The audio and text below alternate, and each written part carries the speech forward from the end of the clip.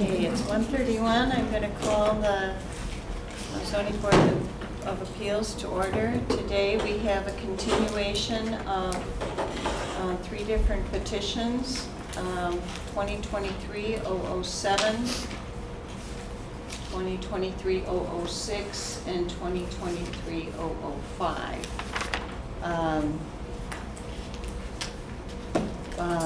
We heard the 007 and 006 a few weeks ago, and there were some changes, so we'll go ahead and introduce the board and do all that sort of thing. And then we'll go into hearing the continuation of this petition. So this is, applicant is Illinois Solar 9000 LLC. It's a request for a conditional use permit to allow for a commercial solar energy facility. The address is 6712 Main Street, Union, and the property consists of 36 acres located on the southeast corner of the intersection of Main Street and Prairie Street, approximately 700 feet south of Jefferson Road in Coral Township. Linnea. Yes, I always forget. Thank you. So we'll have the board members introduce themselves and the township in which they reside, starting on my left. Mr. Rosen. Robert Cozen, Algonquin Township. Donald Smolensky, Grafton Township. I'm Linnea Kustra, I reside in Alden Township. Vicki Gardner, Nunda Township. Kurt Schnabel, Riley Township. Jessica Beverly, Door Township. I won't go through the affidavit of posting and all that because that was done earlier. For the benefit of the public, though, I'm just going to tell you kind of how the zoning hearings work. We heard testimony on this petition previously, and so now they have some further testimony they will bring to us. After they give their testimony, then they are asked questions by members of the board, and then the staff may ask them questions, and then if there's any member of the public that would like to ask them questions based on their testimony, you are allowed to ask them questions. And at the time you do ask a question, I'd like you to come up to this microphone up here, turn it on, and the first thing you will do is state your name and your address. And then you will ask the question. Then at the end of the hearing, if you want to make a statement, your opinion about this solar facility, for or con, then you are allowed to state an opinion after the testimony is all finished. But until that time, you will just ask questions based on their testimony. So as I remember, there was an issue, before I go further, I've got to swear everybody in. Anybody who will be making a comment, whether you're a member of the public or giving testimony today, I'd like you to raise your right hand. Do you solemnly affirm that the testimony you give shall be the truth, the whole truth, and nothing but the truth? Okay, thank you. All right, so we had some issues with Railway Museum, as I understand, that were brought up in the last hearing, and you want to just go through what changes that you made to your site plan and how you address the issues that were brought up in the hearing? This is on. Yeah. I'm Jackie Basile with Lightstar. It's on. It was when I checked. Yeah, sounds like it's on. Yeah, so we had some questions at the last meeting, and basically the concerns from the railroad were that they requested additional screening along the project from the railroad corridor, which we included on this revised site plan.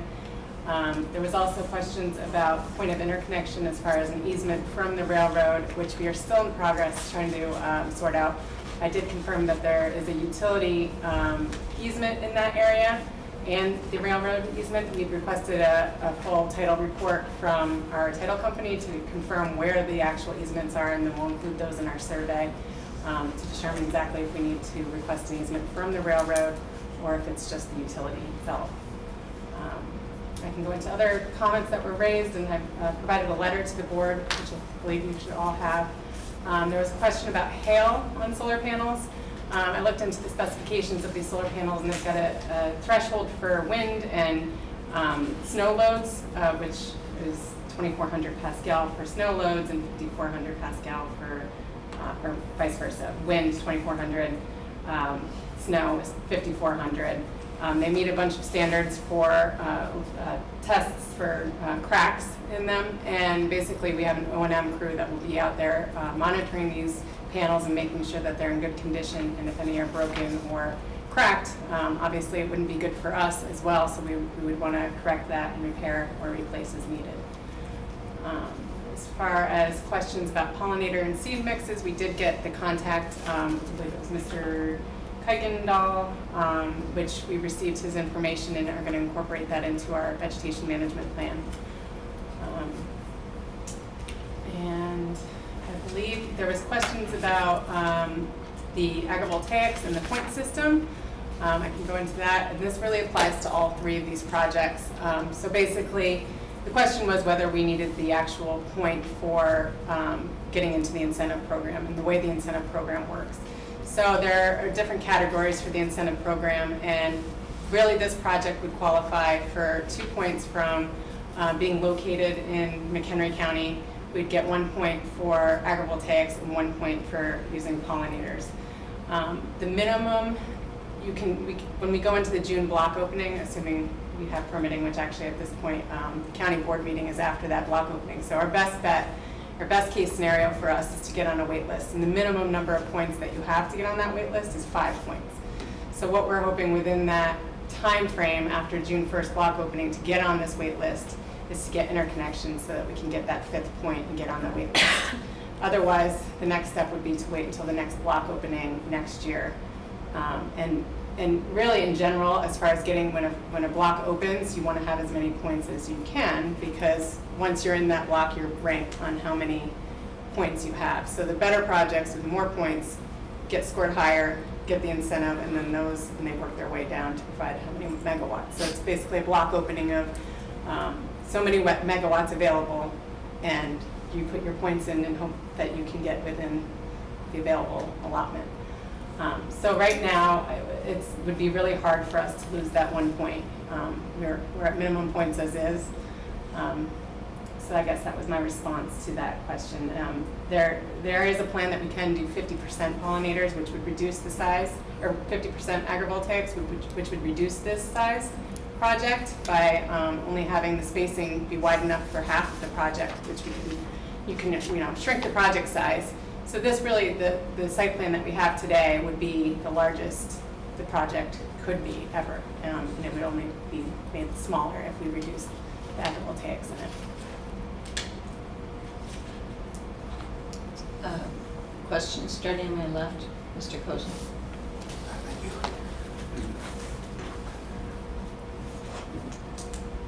Thank you. Yes? Can you expand on the background of the consultant called Solag? So Solag is a company who basically he's going to be responsible for reaching out to the local farmers. Right now, our preference is to use whoever's farming the land right now to do the agrivoltaics, maintaining that area within the solar array. So making sure that the equipment that the existing farmer has works with our design. And then really making sure, whatever we're planting, we have a farm plan that will also come with the vegetation management plan before we get to building permit process. And that plan basically will say, this is how we plan to farm it, this is what we're planning to grow. And so that's where Solag comes in, his expertise, if he's a farmer. So he has that expertise, and his job is to make sure that we can get into the community to make sure we're using the right people and knowledgeable people to farm here. Yeah, and this is Karen from Lightstar. One other thing that Can you introduce your last name too? Oh, sorry, Karen Cohen from Lightstar. Ian, part of his farm plan will also be helping the tenant farmer with, so in the beginning when the solar project is constructed, basically making sure that the soil is appropriately prepared so that once the construction is complete, it's ready to start being farmed again. So he helps with post-construction restart up of the farming entity as well. Could you do the conversion of the 50% into acreage I didn't know if it applied just to the area under the panels or just from the entire property line, subject to the conditional use permit. I could get that, I don't have it off the top of my head, but basically the panels would be from 16 feet wide to approximately 12 feet wide between the panels, It depends. traditional. Excuse me, just so I'm clear, you're saying that proposes to incorporate agrivoltaics within at least 50% of the project area? Right. So what does that mean? So our project area, if we were gonna do half of it agrivoltaics, we would do half of it agrivoltaics. Half the acreage would be just traditional solar, which would And be. about how many acres you said? That's what it was. So, Yes, I think what you're asking, I think it's anything within the fenced area, you would just take 50% of that total acreage, and 50% of it would be either planted or populated with cows. So for this project, it's the 36 acre fenced in area, right? Right. So it would be about 18 of those acres. Right. yeah, and actually, but it would also reduce the actual project size if we only have to do 50%, because those panels that are now traditional panels will have more capacity and don't need as many acres. So it reduces the size of the project, but generally speaking, it's like half of the acreage. Thank you. Just because the conditional use boundaries include the driveway out to North Elk Road. Correct. Which adds an acreage given its length and so forth, so I didn't know if that would be included in, but you clarified that. Yeah, no. Thank you. On that hail and solar panels, do you have a conversion of what 2,400 pascals means in the real world? I know. This is provided by the actual manufacturer, their data. I don't have a conversion. I could probably ask one of the representatives from the solar company that produces this equipment. But generally speaking, as far as like hail and really any sort of weather, like we have to be concerned with that, whether it's hail, wind, tornadoes, anything, we have to be concerned with the panels. They're not going to be 100% bulletproof in every single condition and every single storm, but we do have O&M in that, and we don't want to lose the ability for the panels to produce energy. So it's really in our best interest to have them functioning and working properly. So you don't have anything that would dispute the fact that it could withstand a wind load of 141 miles per hour? I can find that out. I don't have that off the top of my head. Nor a snow load of 113 pounds per square foot? Are these numbers from, are these your conversion numbers, or are these? You mentioned that you were working with an OEM, and I was... Yeah, the O&M operators, they'll be out maintaining the panels. So the actual manufacturer is where those numbers, the 2,400 Pascal, that's where those numbers came from. I was just curious of where, as your... Yeah, I think the numbers you're providing are specifically for the county, right? Those are the loads I'm typically experiencing. No, those were, I'm taking the numbers from your letter, and the Pascals as applied to the solar panels. Those are your conversion? Those are Converted. Okay. Converted. Yeah, so if that's the conversion, I didn't have that off the top of my head, but those are the conversion. If that's the conversion that you, whatever the 2,400 Pascal is what the equipment spec sheet has for it. I did not do the conversion. If they are broken, is there any leakage from the No, panels? so the materials inside the solar panels now, I think historically there was concern about, leaching things coming from panels. They're all EPA certified. I don't know if you can add to that, Kimmy. EPA certified as far as materials inside them. Yeah, You need to, it's very difficult if somebody's, because of the minutes. recording of this, that you make sure that if you're going back and forth, you got to identify yourself Okay. for the recording. Yep, I'm sorry. this is Cami from Lightstar. We can try to provide, oh, no. That's, okay, just a yes, no would be sufficient, if there's no leakage. Yeah, they're EPA certified. I can provide spec sheets. Sorry, this is Jackie Basile from Lightstar. This is really hard, I'm sorry. Jackie Basile from Lightstar. I can provide spec sheets and things like that, but the answer's no. then on the point of the interconnect, there's two references as I interpreted timelines. How is the timeline looking for the ComEd status for the interconnect? So right now, we have submitted our applications, we submitted them last fall.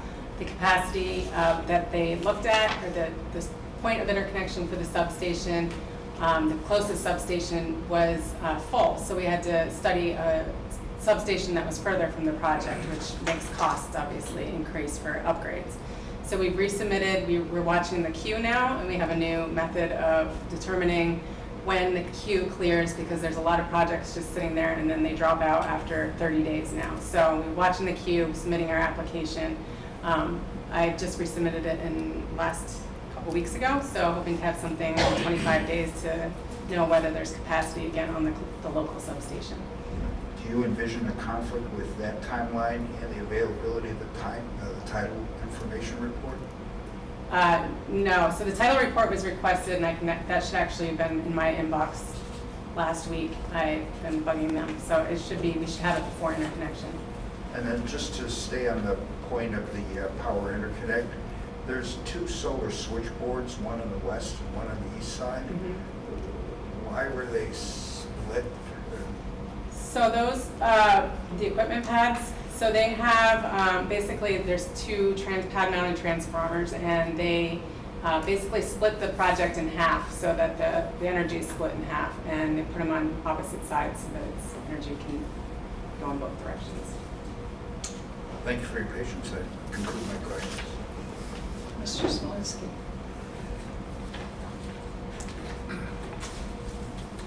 Yes, I'm interested in your testimony with regard to the incorporation of agrivoltaics into the Illinois Adjustable Block Program, where you stated that it opens on June 1st, and you don't expect the county board to meet or to approve this until after that time, and that you would apply and go on a wait list on June 1st. Is that correct? This is Jackie Basile from Lightstar. Yes, that is correct. Okay. And so is this project contingent upon receiving an ABP credit? Is it contingent upon that? Yes. It is. Yes. So if it's not received, then this project is a no-go. For this block opening. There are right now additional block openings in future years, so. Correct. So do you have any intel, so to speak, about how many others will be applying for the block and what your chances would be of obtaining it this year? So we did actually get some intel because the first block opened in November of 2022. So all of the applications that were submitted during that first block and all of their points and what types of projects were just released this week. So we did get a good idea of who's been permitted, how many applicants there were. Yeah, so it is, it's based on number of points of how we can get in the wait list. And I mean, June 1st might bring different applicants that may have points for interconnection that, the previous batch didn't, and vice versa. So it's a little bit of intel. We know where the points came from in this last batch, what the June 1st batch brings. There's some, complexities to it. And everybody's at different stages of this program, so it's Cause for some anxiety, I'm sure. yeah, a little bit. A little bit. We're doing our best, and I think everything will fall into place. I'm optimistic. It's always a good way to be optimistic. Thank you very much. I have no further questions. Thank you. Ms. Gardner. Thank you. You talked about the agrivoltaics last time we were together, and you said that your plan was to plant hay. Have you considered any other crop besides hay? Yes, and we are currently working through that. So we have a contract now with Solag and I'm dropping their name. American Farmland Trust. And so basically they've been an excellent resource for local farming communities throughout the country. And We are working with them, Solag, and they're having discussions and meetings with the Illinois Pollinator Scorecard folks, and trying to be able to, when the Pollinator Scorecard came out, it was basically just pollinators that they were concerned with. They weren't concerned with agrivoltaics. And since this movement of agrivoltaics came involved with solar, it seems to be outdated. So they're trying to work with them to develop a new scorecard or make changes to the scorecard that allows developers to do both pollinators and ag PV. So currently we are proposing hay only because that's our only choice for the way the scorecard is developed. Moving forward, we anticipate to be able to do all sorts of crops. You know, it's I think our best way is just developing a project that avoids drift from the ag PV to pollinators, so there's not mixed germination, or creating some sort of, allowing some sort of like environmentally friendly pesticides that we can use within the solar array. But it is a work in progress, and we have weekly or bi-weekly discussions about it internally and making progress. So does this have to be a harvested crop that is growing, or can it be anything? It can be, like, as far as like grazing, it could be grazing, it can be harvested crop. I think those are the two choices. This is Cami Cohen from Lightstar. We could forward you the section from the scoring criteria that talks about what AgPV is and what you can incorporate that gets you that point. But yeah, it's either harvested crops or grazing with cows or sheep, and they might have like one other example. Yeah, they define what you can do to get the point. Okay, all right. Well, we had a petitioner in last week, I think, that was going to grow grass in between his panels.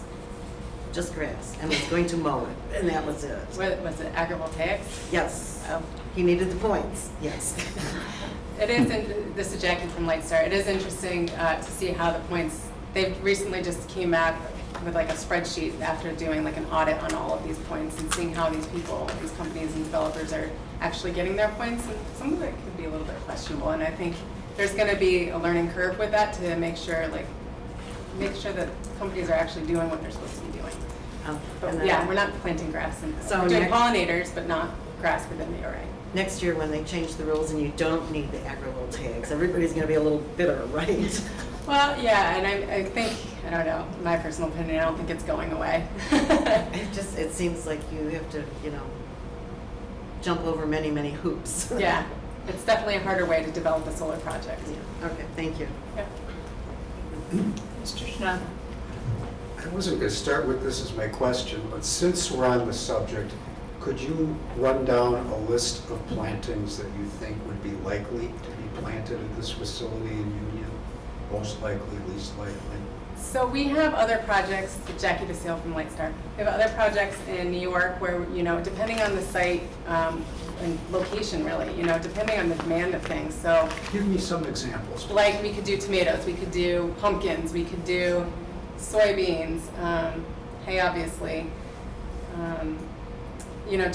Farmers market type crops. We can't obviously do anything that, we can't do corn because it grows too high. But anything like your garden vegetables we can do. We can't do trees. But really anything, whatever the demand is really too. And I know that some communities really want to see, a crop that can be sold, farm stand kind of crops. For the benefit of myself as well, this doesn't sound like it's on, is it? It is on, it's just not very Is loud. that better? Yeah. Must have fell asleep. For the benefit of us all here, could you review, please, the distance, the spacing distance difference between standard panel and an agrivoltaic panel set up with the crops in between for all of our benefit? Yeah, so from panel edge to panel edge for an agrivoltaics project, we're doing 16 feet. And traditional from panel edge to panel edge, Cami from Lightstar, can you help me? Yeah, so the spacing for non-agrivoltaics projects, it varies depending. Yeah, so the dimensions shown now are for agrivoltaics projects, and these dimensions were basically devised with the help of our ex-consultant from Solag Services, with input from others such as someone from Jack Solar Garden who has a 1 megawatt operating ag PV plant in Denver. For non-ag PV projects, the spacing will vary depending on basically location. So it depends on like how much shading there's going to be, and if there's going to be a lot of shading between the solar panels and we need more energy production, then you can space them farther apart. But I think it can go down to like as little as 8 feet between rows, as long as we don't need that much energy from it. So you're saying basically agrivoltaic layout basically takes twice the land area as non-agrivoltaic layout? In this case, if you wanted to go 8 feet and you're doing 16, then yes. This is proposed to allow the width of a standard John Deere tractor to traverse the rows without damaging the panels and making it traversable by a farmer. But it definitely does require more land. Okay, I'm still unclear on something too. When you Sure. talk about planting crops, planting pollinators, there's an area under the solar panels where you're not going to be growing crops or cops.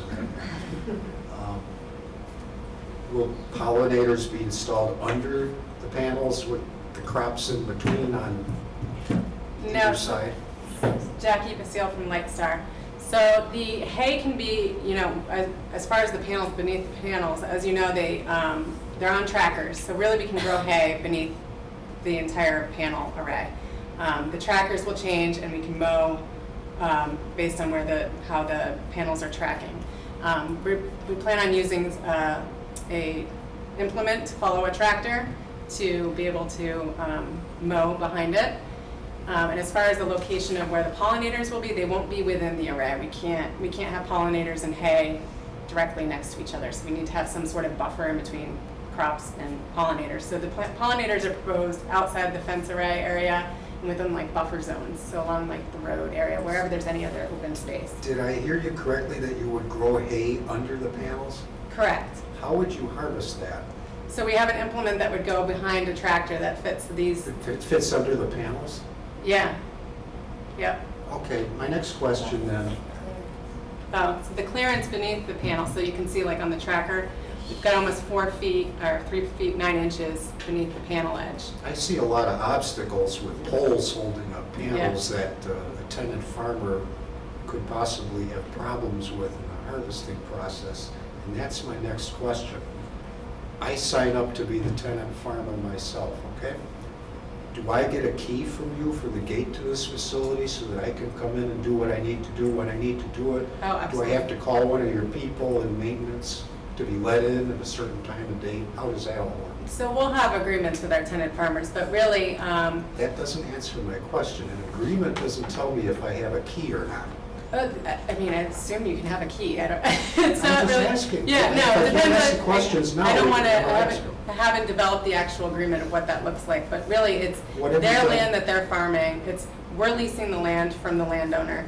They're there to farm it. It's their land to farm, but it's not, it's their village. Basically, it's free land for them to farm and get crops from. Put it simply. That's fine, but you're still putting up a security fence and a gate, and if I'm a farmer, typically I Yeah, have you would have access to the access to land that at any site. time that Yes. I want. Yep. Yeah, that, you would have access to the land anytime you want. What that looks like, I don't know. I don't have a planner or anything. What have you done Legally, elsewhere? I'm not a lawyer. I don't know about safety things and things like that, so I can't make You're like not familiar a. with what's been done at other locations at all? I'm not an attorney as far as like safety and like regulations associated with that, so I. Okay, I'm not going to belabor this. I've got 2 other questions. One is related specifically to farmer's liability if he damages your equipment or has an unforeseen accident. Perhaps his tractor runs away from him and smashes into some of these panel arrays. How is that handled? Right, so there's going to be insurance policies for that, and we don't have those policies in hand right now. Who covers who on the insurance policies? Do I, as a tenant farmer, have to take out my own liability insurance for something like this? Hi, this is Cami Cohen from Lightstar. So I think that the way that we're looking at the agreements is that Solag will be contracting with Lightstar, and then Solag will be contracting with the tenant farmer. So the insurance arrangements would be between Solag's services, or they actually have a different entity name once it's operating, and either they would be taking out an insurance policy to cover us on behalf of the tenant farmer, or they would speak with the tenant farmer about insurance that they would take out. The details of this agreement have not been finalized yet, but they're very important questions that I've asked internally a couple of times too, and that are being developed as these types of projects are moving forward in the development cycle. All right, I won't belabor that. Going back to your point of interconnection, you mentioned the title process taking place. Do you know where this utility line runs? Would you have to bring your power cable across Illinois Railway Museum tracks? This is Jackie Basile from Lightstar. It wouldn't obviously go across tracks because you couldn't cross tracks. So the point of interconnection would be along the south end. I just don't know what the easements look like there yet. But that is the feeder that was given to us by ComEd. We would have riser poles on our side and connecting directly into the utility line. I'll move on to my partner to my right. Thank you. Just to be clear, the application we had last week was for standard with solar panels. They weren't going to do any farming or baling, and he wasn't applying for the agrivoltaics points. So I just wanted to go back to the adjustable block program point. As you can imagine, we've seen a number of community solar applications since the new siting law passed, and we have a number upcoming. And yours are the only ones that are insisting on agrivoltaics or planning on agrivoltaics and saying that you must have those points. The other applications have not requested that. Can you give us a little more background on some of the other ways to get points under the adjustable block program? Yes, so Jackie Basile from Lightstar. So based on the information we did receive last week, a lot of the points that people are getting are from siting where the project is located, whether it be on like a brownfields within an environmental justice community. What are some of the other ones?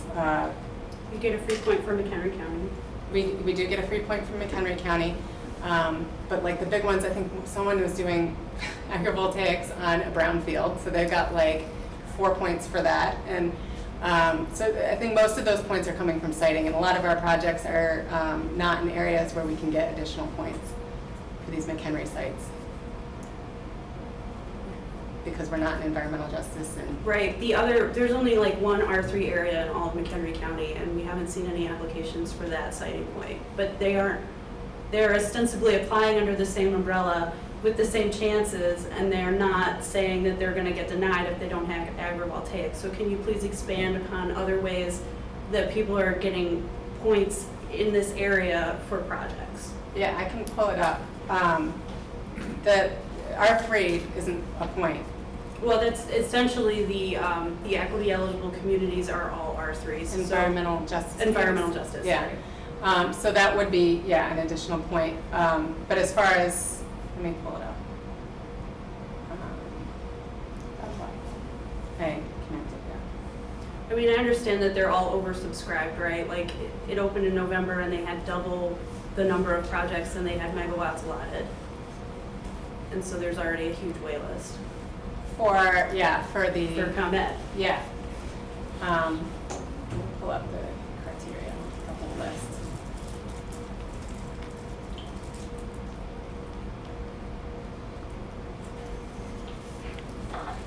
Excuse me, Madam Chair.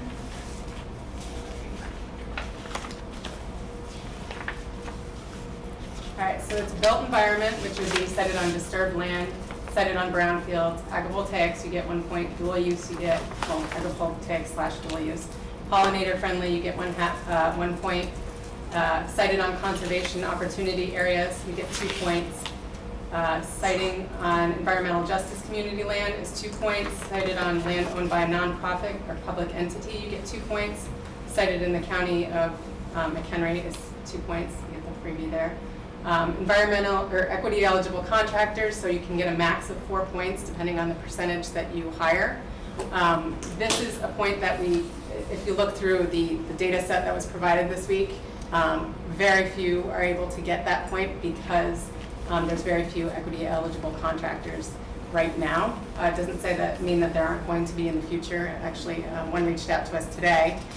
So that will potentially be an option for that, but we have not been able to get a contract or have the confidence in knowing that we have a contract to submit for that point. And then there's obviously points for up to 4 points for interconnection depending on when you get interconnection. So if you had it very early in the process, you get more points. If you have it at all, you get some points. If you don't have it, you get 0 points. So. Thank you for clarifying that. Yep. And then there was some mention about sheeps and cows, but it's based on subsequent testimony. You don't have like a firm plan for the agrivoltaics yet. You're still working with the consultant to draw up a plan. For the farm plan, yes, so that is in progress. This design that we're looking at incorporates 100% agrivoltaics, just because we wanted to have, I guess, permitted the largest possible option and reduce the size if needed, because it's always easier to make a project smaller than bigger. So we are working with them to determine, what that plan looks like, yeah. That's all I have. Thank you. Yes, I have a few questions. First, regarding the connection point, you said something about needing an easement possibly, and even possibly an easement from the Railway Museum? Correct. And did you talk to them to see if they would grant you an easement? We have not yet, so that would be, I'm trying to get my information before I begin those conversations. Because I don't have the letter in front of me, but I was thinking that we got a letter from the Railway Museum saying that they would not grant an easement. I don't believe it said they would not grant the easement. I believe it said they hadn't been requested an easement. Okay, all right, so maybe we'll hear from them later. And then I want to ask you about the agrivoltaics too. And that was the first I'd heard about it at the hearing when you brought it up. So I did some more research and I looked into you're using what the American Farmland Trust did in Massachusetts, I understand. And I looked at their criteria and it looks almost identical to what Illinois adopted. And it looked to me like when they wanted to do hay, that then they wanted the panels 10 feet off the ground versus lower, just so that they could get equipment under there. So is that something that you looked at? Did you look at in Massachusetts what they're requiring for how high the panels are if you want to do hay? So we try, the design that we have tries to reduce the height of these panels because obviously it's a visual concern for neighbors. So we have it at the lowest maximum that we can go, like the very minimum that we can go. So 3 feet 9 inches. We couldn't go any lower than that. Cami from Lightstar. Yeah, this is Cami from Lightstar. So I believe that the zoning code in McHenry County has a maximum structure height of 15 feet. So if we had panels 10 feet off the ground, then at their max tilt, which each panel is about 7 feet, we would probably be exceeding that. The other thing is that in Massachusetts, which is not a market that we participate in, they have a program that gives you a monetary incentive to do agrivoltaics. So they actually will pay you more, the state will pay you more if your project is Ag-PV. So you can kind of offset the increased cost of having taller pile heights with extra steel. So that might be one way that they feel comfortable requesting that from solar companies, because they know that they're giving them more money and they can afford the extra steel. I think the concern was if they were growing hay that you'd have to have tractors and implements in there, and that's why you'd need higher height. And they also talked about some plants, because under these panels you get a lot more shade, and a lot of plants don't do well then under those shades. And like hay needs sunshine. If that the hay maybe wouldn't do so good, and raising the panels maybe gave a little bit more sunshine. I don't know if that was the case, but there were a couple different concerns that had come up in Massachusetts. And again, you know, you're talking about adopting that, you know, you're working with Farmland Trust, that Illinois is adopting what had been done elsewhere, and yet what they did to accommodate that, it sounds like you're like, well, we're not gonna do that because then that would put us, you know, too high here. But I'm wondering if you're really looking at holistically, if this is doable, instead of just trying to fill in all these boxes, if this is really doable to do this sort of thing without, you know, having lots of problems. Yeah, so what I'll say about whether it's feasible is that we spent time optimizing the design with multiple different parties. And I can particularly speak to one farmer that I'm working with in New York who we're using the same spacing, and they have a typical 12-foot width John Deere tractor, and they're comfortable signing up to be the farmers with the way that we have designed the project and the equipment that they have. And I guess, you know, it would be very much to our detriment if we designed something and then couldn't uphold our commitment, because the state of Illinois is basically saying, we'll give you this point, which would allow us potentially to be awarded if you carry out agrivoltaics like you say you are. And if we get to the point where we're not able to hire a tenant farmer, or the existing tenant farmer doesn't want to participate because they think it's not feasible, we're just putting ourselves at risk to having the state revoke our project. So it's in our best interest to make sure it's feasible, and we believe that we've done so by working with multiple different parties such as AFT, SOLAG, and getting the tenant farmer sign off too, which they're helping our consultant devise the farm plan. So if they don't think it will work, then we would change the design. So, Does your company have any solar projects with working agrivoltaics now? no, we don't. Have you gone to any solar farms with active agrivoltaics that is working and analyzed how high their panels are? Yeah, so we've been to Jack Solar Garden, which is the 1 megawatt project in Denver. And what are they growing? They're growing vegetables. They don't have tractors on the property, I Yeah, believe. that's a whole different animal. Yeah. So I personally have not been to any active ones, but Ian from Solag Services, he's the consultant on multiple projects in Massachusetts. And I believe that they're using similar spacing for some of them, potentially not ones that had hay that were required by the state to go 10 feet high. I don't know if you know of any others.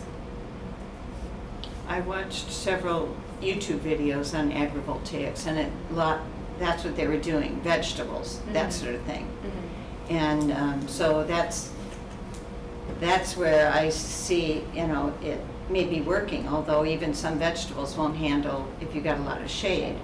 But the whole issue with growing hay in between and amongst these panels, and having a tractor and a mower and a baler and even a rake, because if you're trying to mow hay under these panels, I'm a farmer, I know what this entails.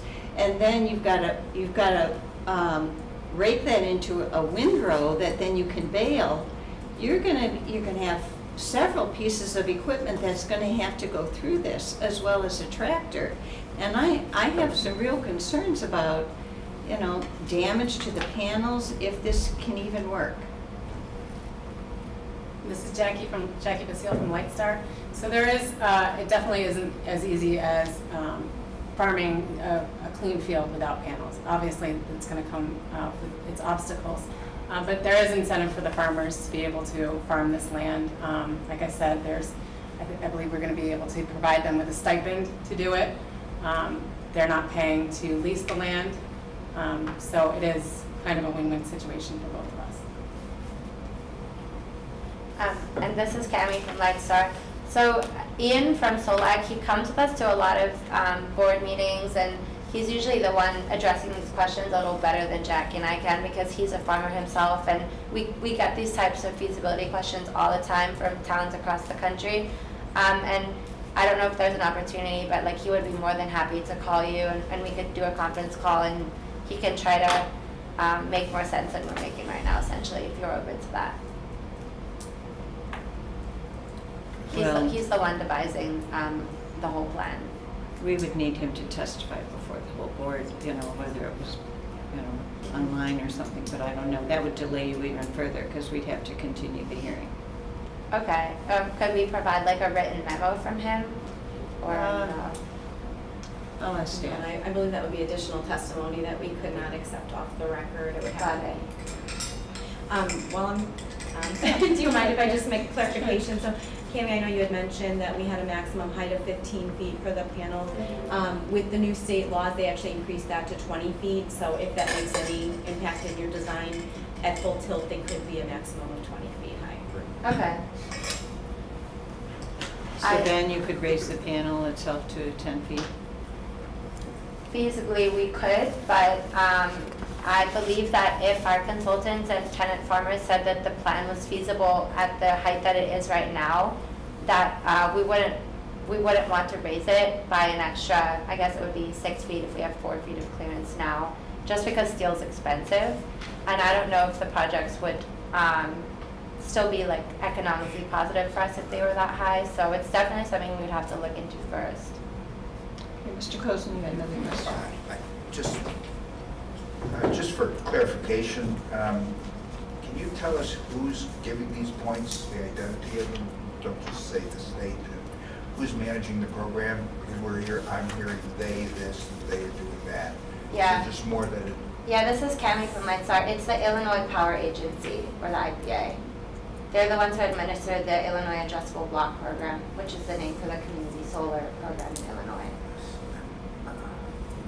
For point of clarification, I wish I had known about Jack's power plant because I spent the last 2 weeks in Longmont, Colorado, not looking for solar panels. I regret that. Does staff have any questions? No, I don't have any questions at this time. Does any member of the public have any questions on this testimony? If you do, please come up to the microphone. Identify yourself, as I mentioned, and your address, and then you can ask questions. Hi, my name is Maria Lee Brandt, 17906 Meadow Lane in Union. Actually, my neighbor gave me a copy of a certified letter. We're on, I think, within a tenth of a mile of the one that is going to be for next Thursday. That's the 017, so there's like 3 projects. I'm wondering how many you guys have active right now that you're proposing for Union altogether, for Coral? In McHenry County, we are only proposing these 3 projects. That's all we have right now. Well, there's one next week, so isn't that another one? That might be a different company. Oh, okay, so are you at all affiliated with AMP through the Canadian subsidiary, I guess, there? No. Okay, so as far as what you guys have active in Illinois, are you currently working with anyone in Illinois? As far as like Active projects that are built, Yeah. we don't have any projects built in Illinois yet. So we're community solar, which is different than your utility solar in the fact that we go to markets where there's an incentive. So the states will release an incentive like the adjustable block program in Illinois. So that incentive program was just initiated November last year. So really, we wouldn't have developed a community solar project here before then. Okay, because I'm a little bit confused, I guess, on certain things. I didn't know next week was another company. So there's 2 solar companies that are trying to put in solar farms in Union, Coral? Is that what I'm understanding then? Well, that might be a question you could ask after the hearing. Right now, we're just dealing with this solar farm by Union. Staff maybe could answer that, you know. I guess, yeah, I thought they were all, that's what I'm confused. There's multiple companies right now proposing solar farms in different areas of the county. Oh, okay. I'd be happy to talk to you after if you. Okay. Well, I guess there's incentives for the state, for the farmers and stuff. What kind of incentives are there for the community? Because obviously we're concerned 1.7% property value is what you unfortunately can lose even if you're up to 5 miles away. And if you're under a tenth of a mile away, it goes to 5 to 7% property value loss. On a house that's like a $300,000 house, on the low end, 1.7%, that's $5,000. On the high end, at 7%, that's $20,000. Are you So- asking a question? Well, I am asking a question because I heard the Illinois Railway Museum Then, is yeah, you gotta has ask your public question. easements. And I guess And it what I'm has to be saying is, based on their testimony. right, but what I'm saying is they're trying to put something in that is going to, the Illinois Railway Museum, we've been we've worked, volunteered, and we've been contributors there You every can 2 talk, years. you can talk about a statement later, but right now you need to ask the Well, question. what I'm wondering is, are they on board with this? It sounds like they're giving you a hard time, and their whole thing for tourism in our town is to have a scenic railway ride. Okay, So I'm so you wondering, can answer the question. is the easement an issue with them because they don't want this on there? So they provided a letter, a comment letter last time we were here that I reviewed, and we actually had a member from the railroad. I don't know if they're here tonight, but they did say during the meeting that they weren't opposed to the project, but they did want visual mitigation. We did incorporate additional screening along the north side of the project so that there's a buffer in between the railway and our project. And they did raise the question about an easement that we hadn't requested an easement from them at that time. So that is something that I was mentioning earlier tonight, that we're working towards through that process right now, determining what easement, if there is an easement, and what that would look like. But we would have to get an easement agreement with them to build the project. Okay, so if they aren't on board with it, the project can't continue in that area, you're going to go with the other 2 areas then, or would the whole thing be gone if they don't go with it? So this is one project, and then there's 2 separate other projects. They're all different applications. So then, I guess I misunderstood. You are not looking to do one, you're looking to do 3 solar farms. There's, 3 separate projects. Okay, gotcha. I thought you were looking to pick which one was best. So you're actually talking about putting one in all different areas in Pearl Township then? Correct. Okay. And as far as your experience, how far along are you on this right now? Because we are just hearing about it in the community, and obviously we're concerned. So, I mean, are we too late to try to let you know that the community is concerned about losing $3 million in property value? Just because anywhere is under 5 miles from where you're going to be putting it, it sounds like. Okay, that's making a statement. No, You gotta it's, ask the I'm wondering question. if the. So are as we far as late where for we that? are in the process. Are we too late? So I can't answer that question, but as far as the process goes, we have to we submitted our application to the county. Mhm. They've reviewed the application. We're here at a zoning board meeting where they will review the project to meet compatibility with the zoning requirements for the county. I believe it goes to the committee of the whole meeting, where it also has to be approved, and then the county board meeting, correct, where it will also need to be reviewed and approved. As far as And like Union our was noticed before this What's that? hearing, and Union got notice of this petition and Okay. everything beforehand, correct? You had Correct. to- Yep. Yes, Yes. so the Village of Union was notified and had the ability to comment or object on this petition. Well, the residents maybe didn't get notified, unfortunately, until we got certified letters this past week or so, or was it a couple It weeks was ago? last week, because this is our second hearing, so that hadn't been before. Yeah, I'm just trying to catch up and make sure Okay. I'm going There's to a- be effective on what I'm trying to get across. sorry, there's like a 3-minute time limit for, Okay. you Well, know. I'm sure there's some other comments I will say later. You said in closing, you're Yes, able to mention that. absolutely. Thank you very You'll much. I have that appreciate so far. opportunity. Anyone else have a question? Okay. Do you want to bring in someone else to testify? I mean, you talked about maybe wanting to do this with a letter, and we can't do that. Do you want to have this person who's dealt with farmers? Do you want to have them come testify? I'm just offering that, the fact that you brought it up. Otherwise, we'll take any comments from the public, and they'll be closing the hearing. So it's up to you. I think unless this would be something that would be like asked for by the county, we're happy to oblige, but otherwise, I mean, today is our second day with the hearing. I guess I'd like to complete the hearing today, but if there's a strong preference that we provide additional information, happy to do so. Is there any comments, members of the board, requests? Not for me.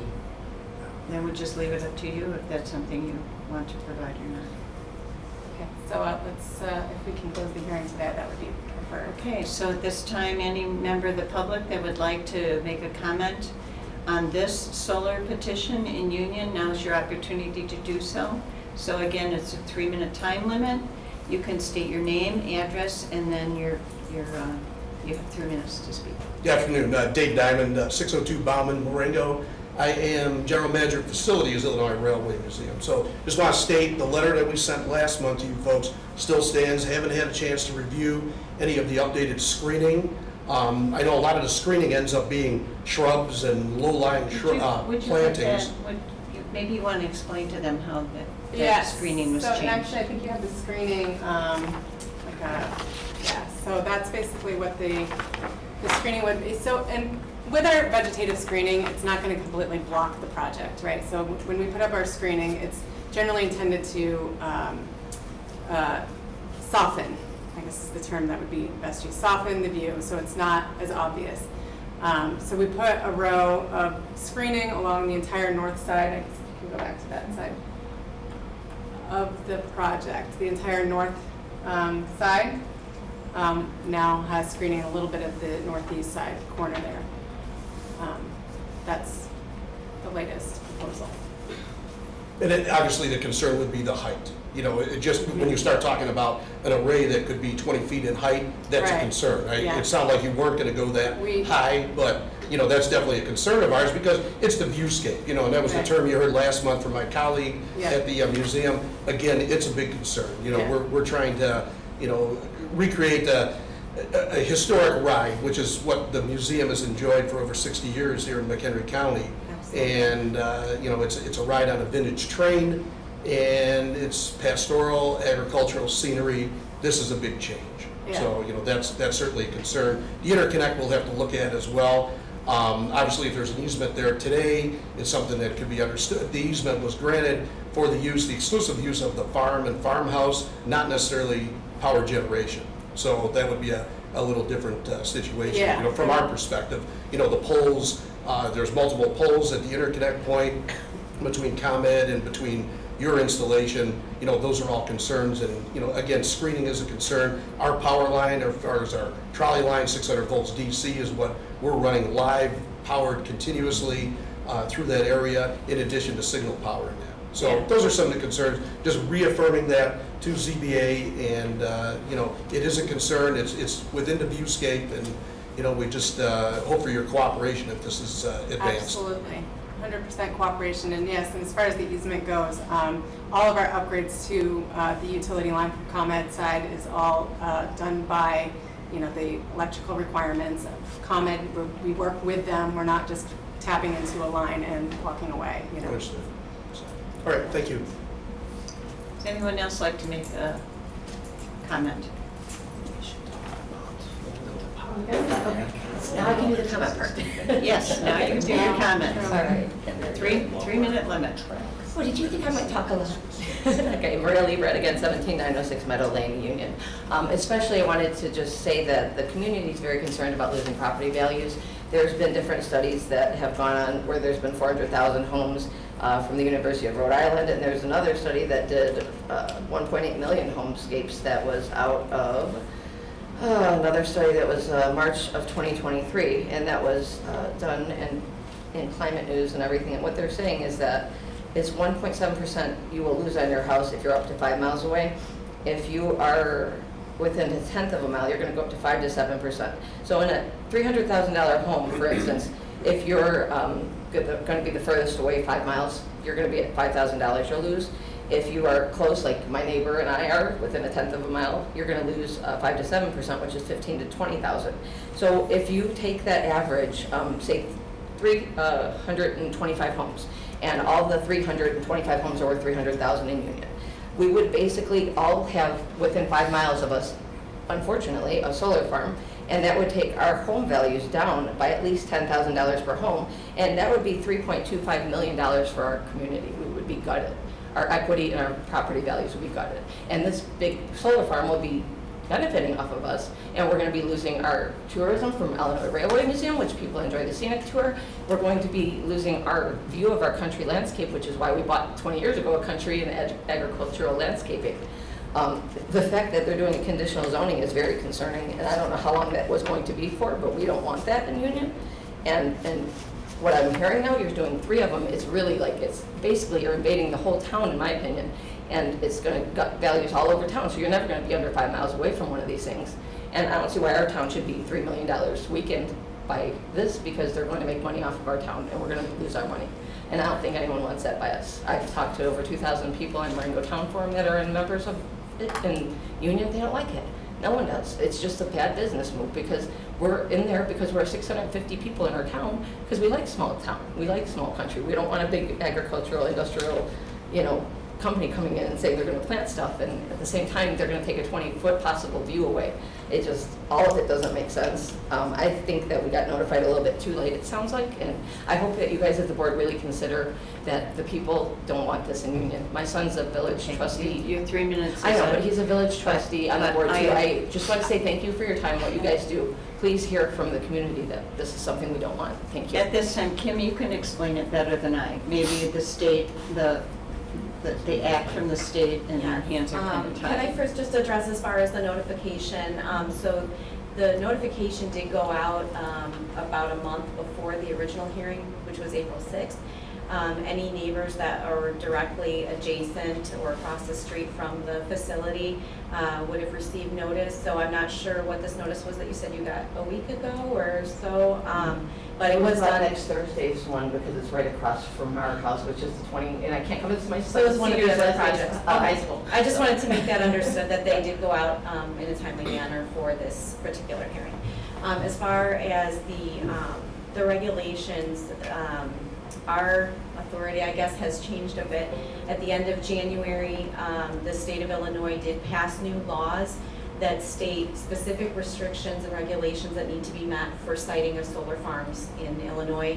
And as long as those minimum requirements are met, setbacks, height limitations, things like that, we do not have the ability to deny those requests. We can place specific conditions such as screening, things like that, that might help to alleviate concerns. But as of now, the state is regulating what we can do as far as approvals. It's a shame, it just doesn't seem like it's quite fair to the Does community. anyone else have a comment they'd like to make? Thank you. Okay, so at this time, we will close that petition. So the testimony for petition number 2023-007 is finished. Now we are going to reopen the hearing for conditional use 2023-006. Just give me a moment. So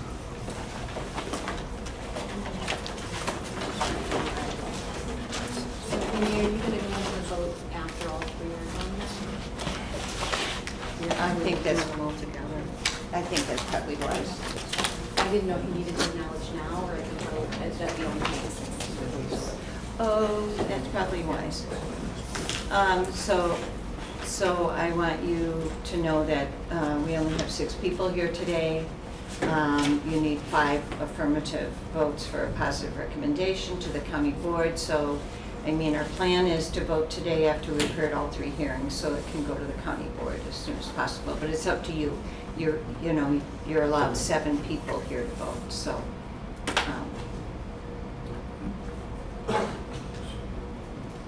I'm leaving that up to you if you want us to vote today or to delay that. This is Kevin from Lightstar. We're fine. We're fine with the vote today. Okay. Thank you. Thanks for that.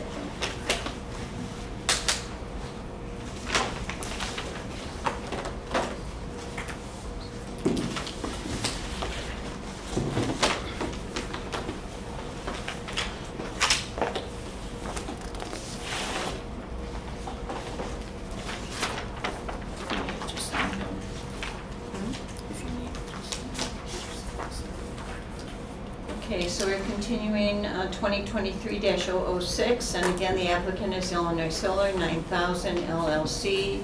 The request is for a conditional use permit to allow for a commercial solar energy facility. The address is at West Coral Road and South Grant Highway in Marengo, and the property consists of approximately 40 acres and is located at the southwest corner of the intersection of West Coral Road and South Grant Highway in Coral Township. We left it open for a couple things. There was questions about access, road access, as well as the drainage way that was going in there. Would you like to address how you, what has been done to address those concerns? Hi, this is Cami from Lightstar. So yes, thank you for having us back to discuss a revised site plan. We did have some concerns from Mr. Grismer, the landowner, about the usable lease area that he granted us. So we did make changes so that he would be more happy with the lease area and that the county's requests for fixing access and drainage were addressed as well. So if you study the revised fenced-in area, which is within the red dashed line, you'll see that it does all fall south of the drainage area. So we do not have any project impacts to that drainage area, so hopefully that concern that was raised, it has been mitigated with the new site plan. As far as access goes, on the previous site plan, we were showing, I believe, 2 access roads. I believe there was one running north to Grant Highway, and then there was also one running west to Corral Road. But we have reduced the number of access points to 1, and instead our access road will be able to access both pieces of electrical equipment using the 1 access road shown from Corral Way or Corral Road. We did shift the gravel road down to utilize the existing curb cut so that there's less impact. But I think Kimberly, right? We discussed that we might need to move it back to what was originally described to avoid renoticing and pushing the project hearing out by another few months or so. So if that's required, either you can make it a condition if you were going to issue an approval, and we can submit the revised plan, or however you think that's best done. I'll interrupt you at this Sure. point so that Kim can maybe explain how this change in the site plan affects going forward. Yes, so I'll put just a plat of survey here, so you can see the dash line on the plat of survey is the area that was legally described and noticed for this project area. The changes that are being presented today fall slightly outside of those dashed lines. So if we were going to accept the site plan as is, they would need to re-notify so that we have a correct legal description. But rather than do that and spend the extra time, they've agreed to slightly modify the site plan back within these boundaries so that it is still within the legally described area. So the staff would accept a condition that it be slightly modified to be incorporated within that boundary. Yeah, and then Mr. Beats, who I'm not sure if he's here today, but he was from the McHenry DOT. He had asked if we could have access off of Grant Highway instead. We don't currently have rights with the landowner to utilize land north of the drainage way, and that would also mean impacting the drainage way if we were running, a gravel access road through it. So at this time, like the access road will stay as proposed to West Corral Road, and we'll just go through whichever applicable permits we need to with the DOT for the access road there. And then the other 2 concerns that came up last time were a right-of-way dedication with the McHenry DOT. I've spoken with Mr. Beats quite a bit about the application process to, not only provide a survey to get that right-of-way, but also how we can apply for variances, because the way that the code is written, it would encroach into an existing residence, which the landowner is, which makes sense, is not willing to move his residence. So there is a process whereby we would apply for the right-of-way dedication, and we would provide documentation for variances that we would need from the way the code is written. And he just said you have to go through the full process, and at that time you can request whichever variances, but there is no requirement that they would accept our variance requests. So it's really going to be a discussion between my company and our landowner whether or not whatever is required later down the line is acceptable to him. And if not, then we would leave this project and we would consider other projects. So you're saying if you don't get a variance from another property owner because of their driveway? No, so it would be a variance from the McHenry DOT to the type of right-of-way that they require us to dedicate for the project. So the way that the code is written is they require the landowner to dedicate an additional 35 feet off of the road. Unfortunately, that would cut right through the residents on the property. So that is a variance that we would need the DOT to agree to, or else our landowner would not want to sign that. And if the project can only proceed with that dedication, then we would not have a project. So this is something that we're going to start preparing the application for. And if they grant us the variances that are required, and if the landowner is happy with the entire agreement, we would sign it and move forward. If not, then, you know, we already have 2 other projects with the landowner, and potentially we would just focus on those instead of this one. So if there was a condition that you had to come in to an agreement with the Department of Transportation before this could be approved, you would be comfortable with that? Before you would issue a conditional use permit? Correct. I think at the end of the day, if we don't get the variance and the landowner isn't happy with the agreement, we don't have a project. I think it would be our preference to get the conditional use permits, that we could continue down the path of applying with the Illinois Adjustable Block Program, etc. So we would prefer that it wouldn't be a condition to issuing the permit, but rather a condition to, let's say, a building permit. But you know, if we can't reach an agreement with the DOT, we won't be able to build the project. So it doesn't really need to be a condition to a building permit, because it is in of itself a condition to building the project. Yeah. Anything else? Yes. There is also a request to review the setbacks within the county code from wetlands delineated on the property. Maybe you could speak to that if you'd like, but we did review the setbacks that are, I believe, different for different classes of wetlands within the county code. And where necessary, we did adjust the site plan so that those setbacks are adhered to. Yeah, Carl Grover with Stantec. That's correct. I don't remember the type of wetland that it was referred to. We received a comment from Stormwater. They did a preliminary review on this and stated that we were only showing, I believe, a 25-foot setback from the wetlands that were on the property.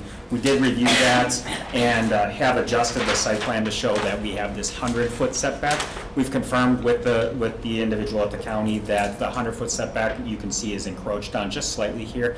We're allowed to encroach with piles and roadways up to 20% of the project area, I believe is how it's stated.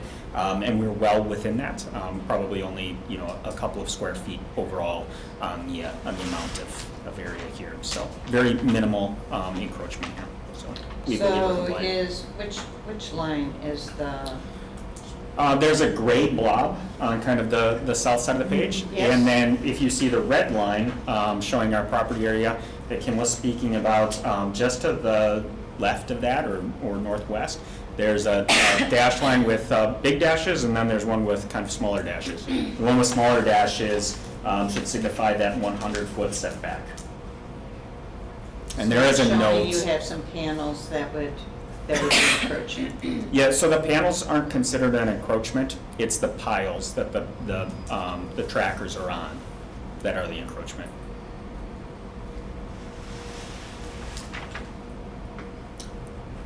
Although we'll probably be adjusting that anyway because of the comment that Kim had made anyway. So we'll be taking a look at it. But this is a condition of the building permit anyway. It's a requirement for stormwater management review, and then the wetland review will take place at that point. Is there anything else you wanted to share? No, those are the updates for this project that were requested at the last hearing. So hopefully we've satisfied those concerns. Any questions, starting on my right, Ms. Becker? No. Any on my left? So, should we further consider this with the pending decision of the variance? I mean, if the variance is denied. Can you address that, please? So the DOT will not consider it a formal application until they have submitted, which is typically done during the building permitting process. So it might be premature to ask them to seek that. I don't think that they can consider a variance until they've made formal application with the DOT. So it seems like it would make more sense to vote on the conditional use at this time. You probably could put a condition that if it's not obtained prior to building permit issuance, that the project would be discontinued or something like that, because typically people aren't going through the expense or the time to make a formal submittal with the DOT before they even know if they have the zoning approval. Oh, yes. Yeah, that answers that question. I do have a question with regard to the number of panels. It looks like there's been a substantial reduction in the number of panels with the revised site plan. What is the extent of that? Yes, so the previous project size was just under 7.5 megawatts. The module count is on the old site plan, so I could pull it up if you want the exact number. And this new project size, do you know what it is on the site plan? I think it's 4.9, but. I think it's under CP. That was just. I can pull it up, but it is a substantial reduction, and the main reason for that is because the lease area that we had been assuming in the original site plan had encroached over the drainage area, and A, you all had requested that we do not encroach, and B, the landowner made it clear to me that this lease area would be approvable and not the expanded one. This is what we have contractually with the landowner. So we were just reverting back to what we had contractually, and therefore we have less acreage and less space to site panels, so we have a reduction. So I think, I don't remember how many panels you had in the original site plan, but it looks like to me like maybe up to 30% less panels now. Yeah, that's right. If you can bear with me, I can pull up the old site plan and I can give you numbers.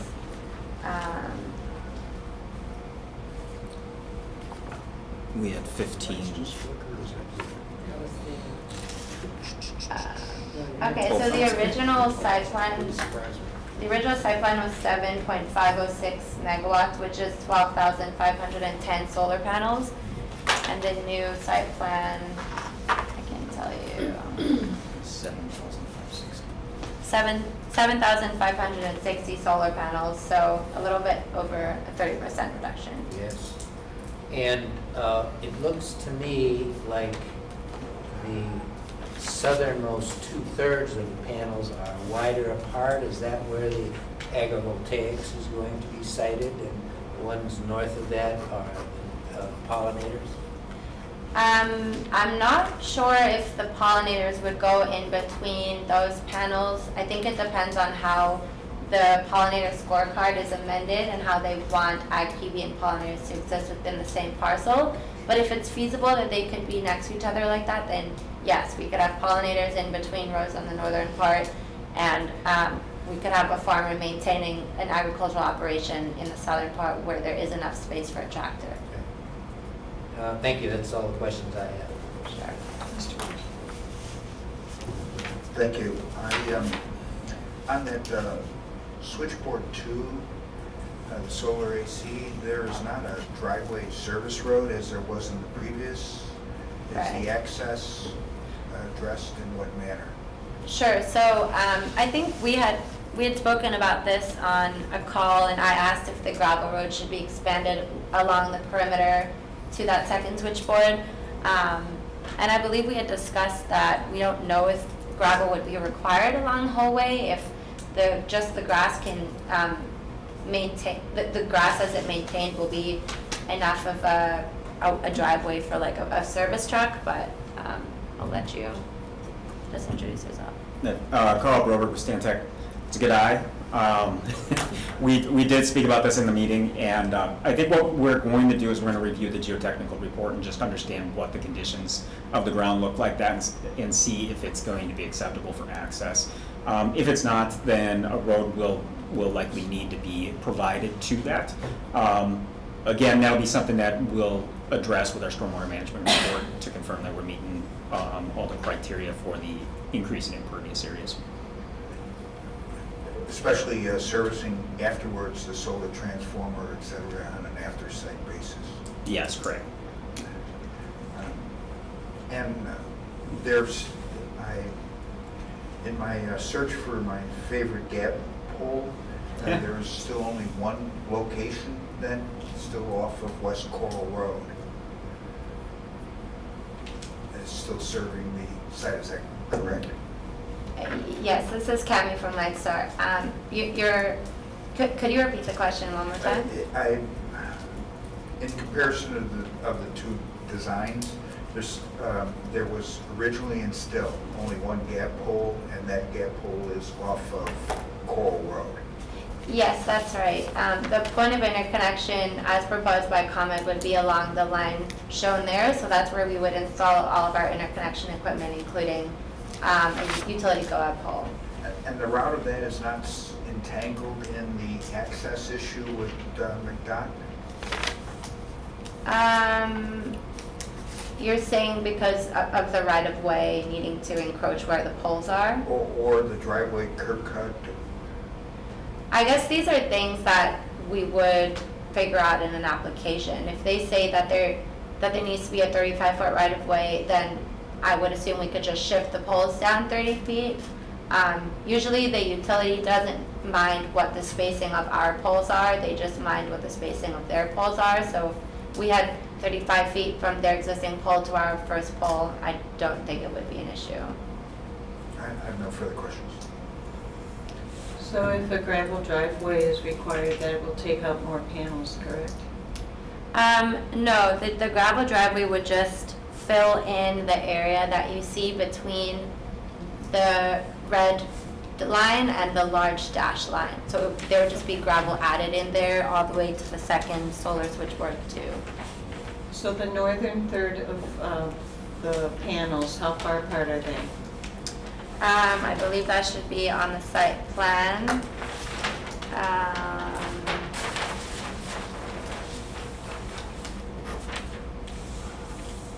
didn't see it. Okay, yes, that's something we can add. I might have it on the site plan from our electrical engineer, so I'm just pulling that up now.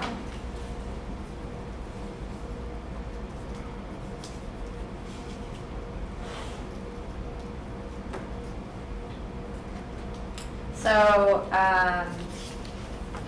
what they have on the site plan is a GCR, which is a ground coverage ratio of 40%. So we could just do the math, and it would basically be the width of a solar panel divided by the width of the solar panel plus the space to the next solar panel, and then we could tell you what that number is.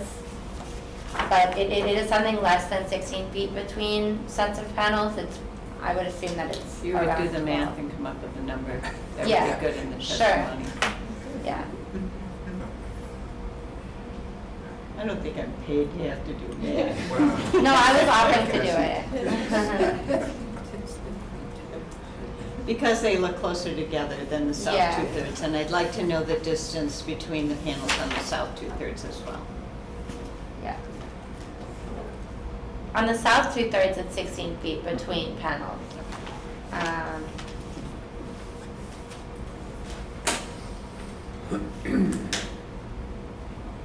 It's like 7 feet of each panel's like 7 foot, right? Yeah, they're 7 feet. So it would be 7 over x equals 40, so 7 equals 40, that's 7 point, do I just do that one? 40%.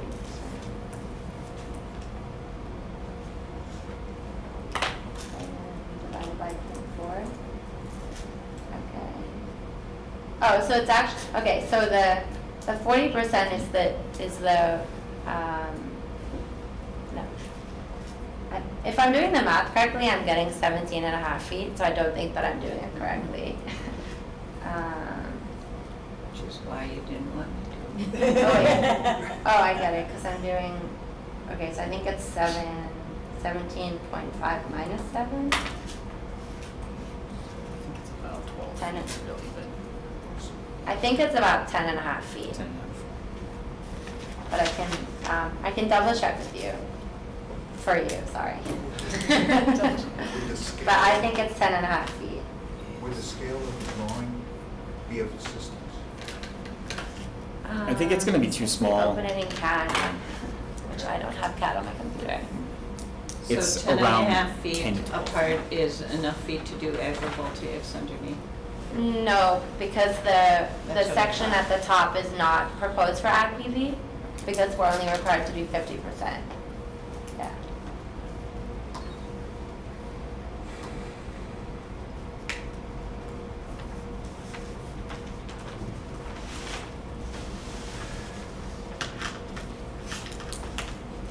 Does staff have any questions? No questions, but just two points. It was brought to my attention, a good point. In all of our conditions, we have that all federal, state, and local laws shall be met, so that should cover the concern with the DOT. That's already in the conditions there. The only other thing I wanted to point out is I see a measurement here of 498 feet from the right-of-way to that closest point of the panels on the eastern side there. Our ordinance says that anything within 500 feet needs to be vegetative buffer, so I don't know if you can move that in 2 feet or add a couple of shrubs there. But either way, we just need to have a 500 foot for the vegetative screening. Yeah, we would rather move it an Okay. extra 2 feet. I figured. Okay, that's all I have. Does any members of the public have a question regarding the testimony? Go ahead, sir. And again, your name and address, please. Hi, I'm Andy Nasmith, 19121 Beck Road, Marengo. With that revised drawing where it's hanging over the water, not the waterway. You mean where it's encroaching into the wetland? And Right. How are they gonna be able to maintain that panel if they're going around there with their equipment, like a truck? Will they be able to do that?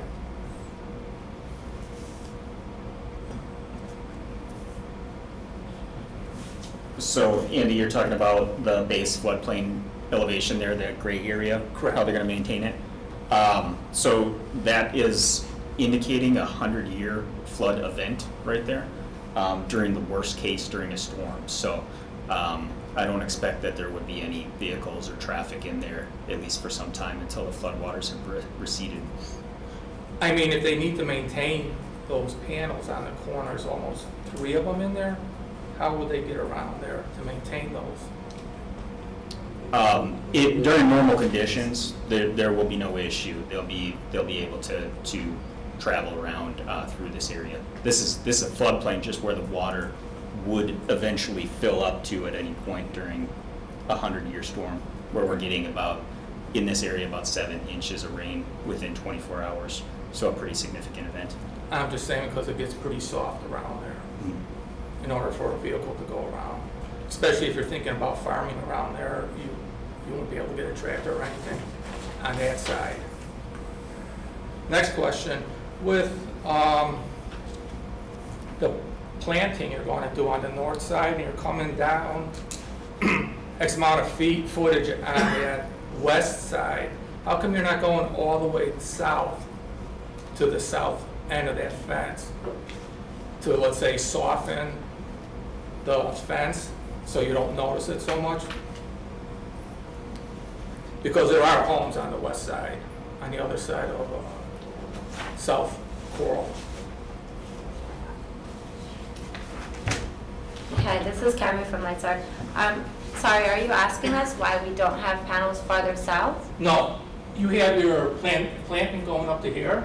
Oh, the How come you're not landscape going all the way buffer. down to the south corner? So if there is no landscaping provided, then it means that we were not within a 300-foot setback from a residence. So potentially the residence that you're speaking of is greater than 300 feet away. Okay. Next question, your fence that you have, it's at square mesh at a minimal of 5.5 inches, I think it says on the plan. Now, isn't that wide enough for, let's say, if you have a neighbor there with a cat or a small dog to get inside that fence line? Is it 5 inches square mesh? it's shown on the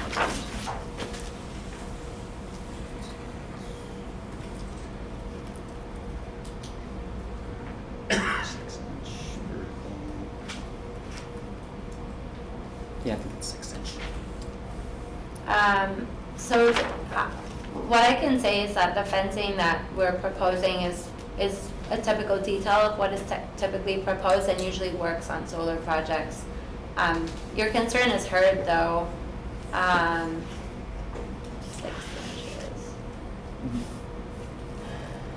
Because all the other solar fields have chain link fence. This is the only one that's showing this mesh that I've noticed in the area. Yeah, I'm gonna pass this to my colleague. So Jackie Bastille from Lightstar. So the reason we did the mesh fencing for some of these projects is because of visual concerns that we've seen in other locations. A lot of people don't like the look of chain link fence. So especially in agricultural areas where a lot of our projects are at, we've started using this mesh fencing so it kind of blends in with the surrounding agricultural environment. That said, this isn't, I mean, we can do really any kind of fence as long as it meets the county's requirements. Okay, I'm just concerned over animals and stuff getting in there. Yeah. Thank you. Do you mind if I just get a clarification on something? Sure.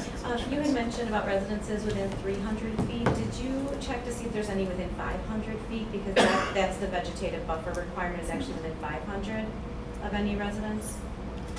I just want to make sure we have enough vegetation on that side over there. Yes, this is Carl Berger with Stan Tech. Yes, we did verify the 500 all the way around the property. Okay, thank you.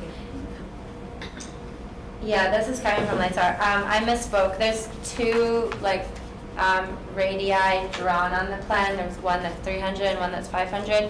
The first is to check that if you're within any residence that is on the property, and the 500 is what dictates the landscape screening, as you corrected me. So yes. Okay, thank you. Okay, any other questions? Any other comments? Yes.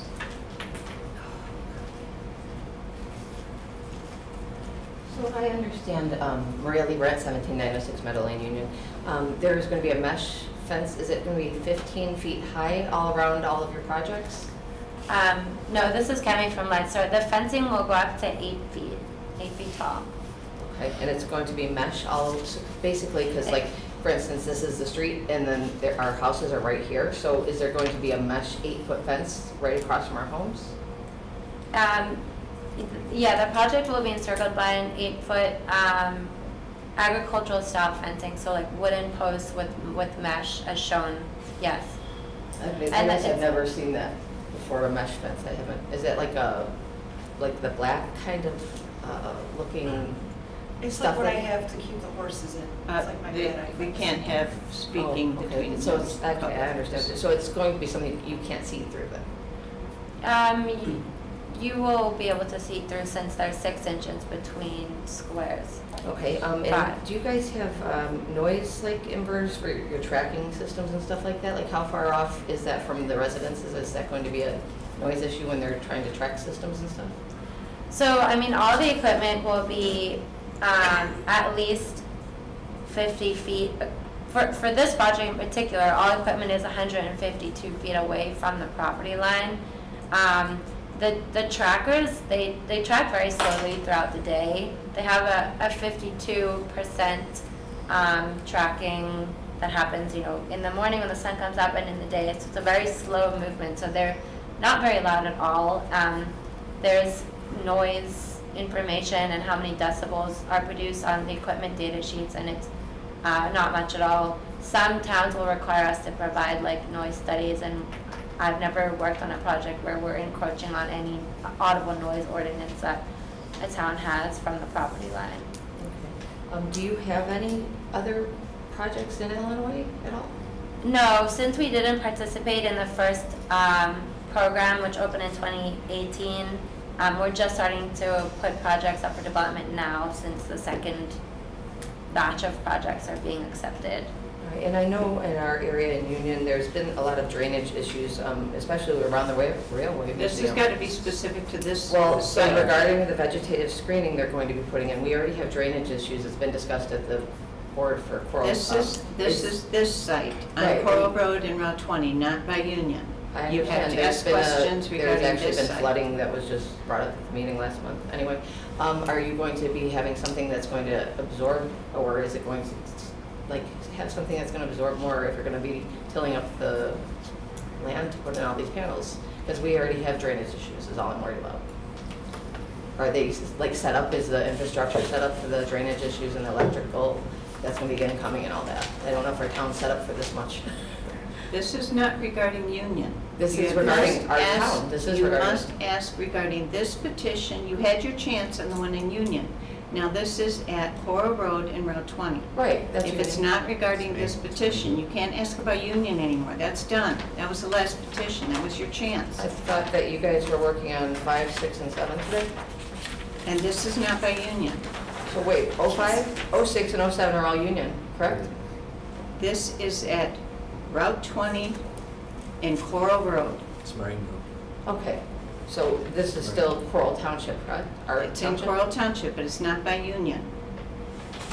Okay, I'm not gonna go into semantics about it. It's, the issue is basically, I'm trying to make sure we have drainage issues already in our town. So I'm trying to make sure you guys are set up for that, and if it's going to impede any more on what we have already as far as an issue. I think your 3 minutes are up. Oh, I'm sure you think they are. I guess I just. You'll I was have an curious- opportunity to I was make also comment curious, do you again. guys subsidize any out of the Please, country your businesses? 3 minutes are up. Well, there's a You can company ask- next week you that's can ask- coming, that is out you of the can union. ask It's a for question Canada, so next I'm week concerned at it's the an next American hearing. company. Anyone else have a question at the testimony here? Seem like they do, because we could have spoken some nice stuff. Okay, so any more comments by staff? No.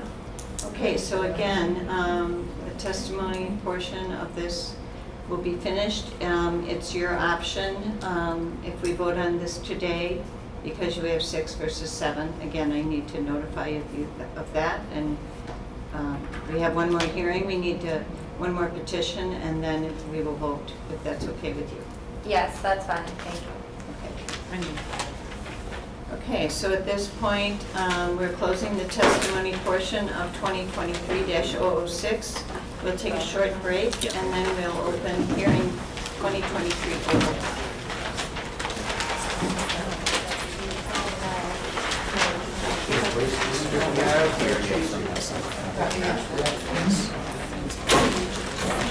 So that's.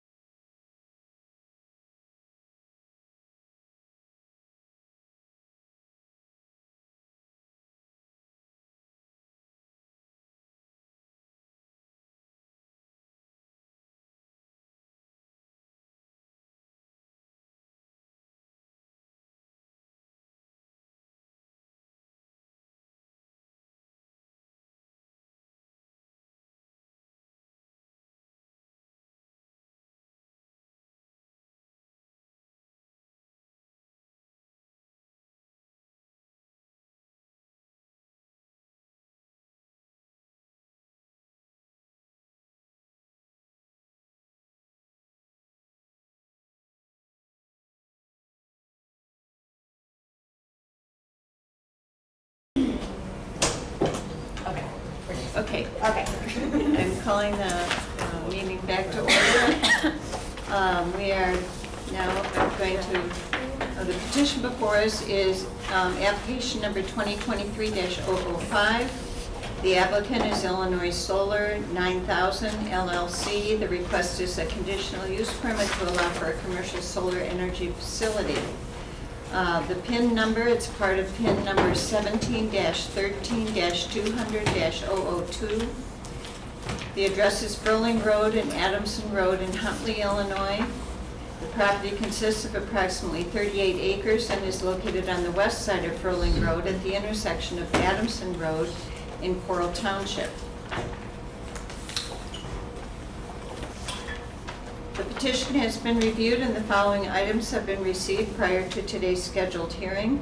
The publisher's certificate of publication from a newspaper is dated March 11, 2023 and thereby meets ordinance requirements. The affidavit of posting was signed and date posted was March 17, 2023 and thereby meets ordinance requirements. The affidavit of mailing was signed and the date mailed was March 9, 2023 and thereby meets ordinance requirements. The survey has been checked against the petition, the legal notice, and the publication in the newspaper, and all three match. The filing fees have been paid. The endangered species consultation was not required for this petition. The McHenry County Soil and Water Conservation District report has been received. Further information, please refer to NRI number 23-008-4469.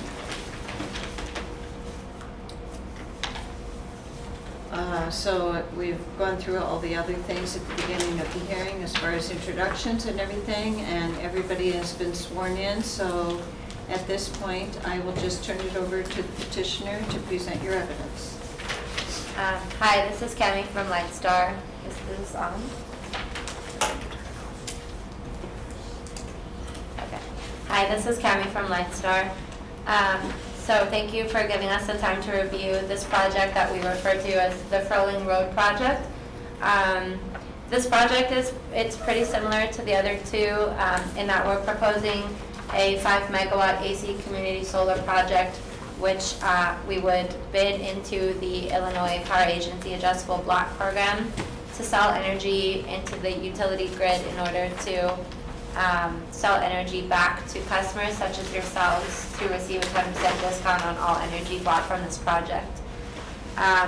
The project area is as shown on the site plan above, and one thing that's unique to this project that did not apply to the other two is that there are ComEd transmission lines bisecting the property, as you can see on the northern border just north of our fence area. In order to run our access road and our interconnection equipment back to the point of interconnection along Furling Road, we would need to obtain a transmission crossing agreement with ComEd. I have reached out to them to ask how to go about this application, and they provided me with the email of the member from the utility who I would reach out to when we're ready.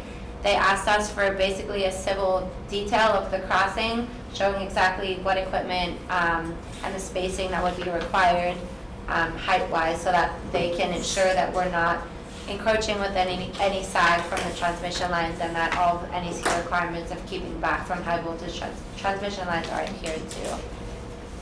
So that process, once we have various approvals and we start to go into 50 and 90% design, will be provided to the utility, and at that time they can hopefully approve the encroachment request.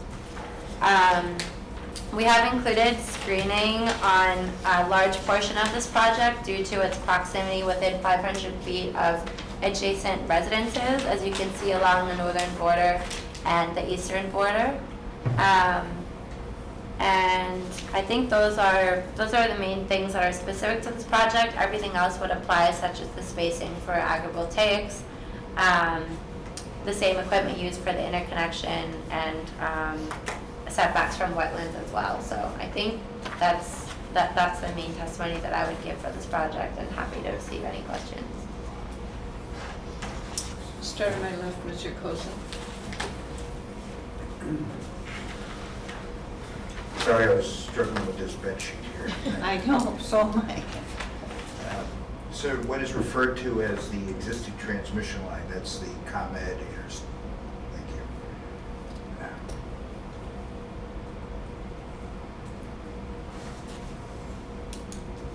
you.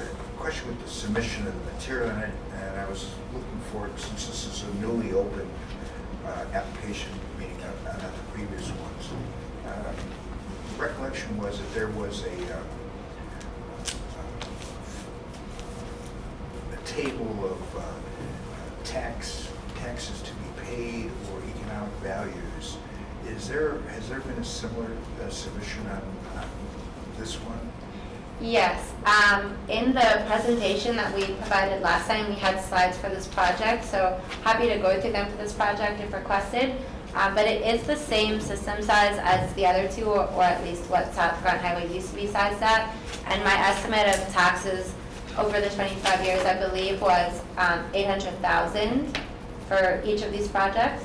So yes, that has been provided, and here Jackie's pulling it up so I can verify that number for you right now.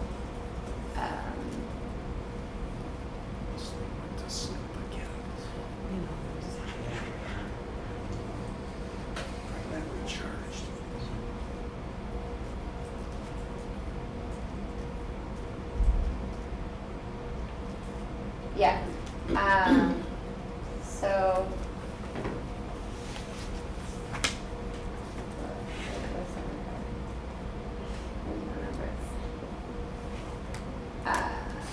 Yeah, let me pull it up. But if I recall, it was between 600 and 800,000 for all three of them, or each. Let's see.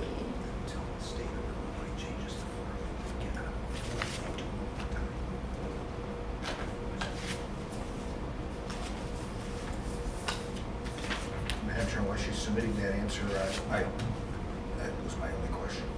So we can wait for her.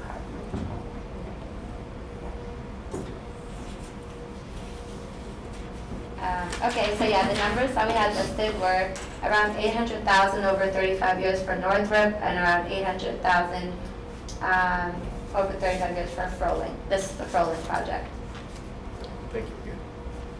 So would you like to incorporate your testimony from the other petitions as far as your, company background, maybe include that, talk about that a little bit? Sure. If I can just cheat with my slides, I will. So my name is Cami Cohen, and I'm the development manager for this project. I work for Lightstar Renewables, and the applicant, as Illinois Solar 9000 LLC, is a subsidiary of Lightstar Renewables. We are a pioneer of community solar development. What I'm saying, Cami, is if you just want to say that Oh, all that evidence sure. we'd like to incorporate into this Sure, as well. yes, That's basically. Sorry, what I'm saying. without restating everything, Yeah, yes, yeah, you don't please need to incorporate restate all of it. the testimony from the last projects for this one. Thank you. Ms. Gardner, do you have any questions?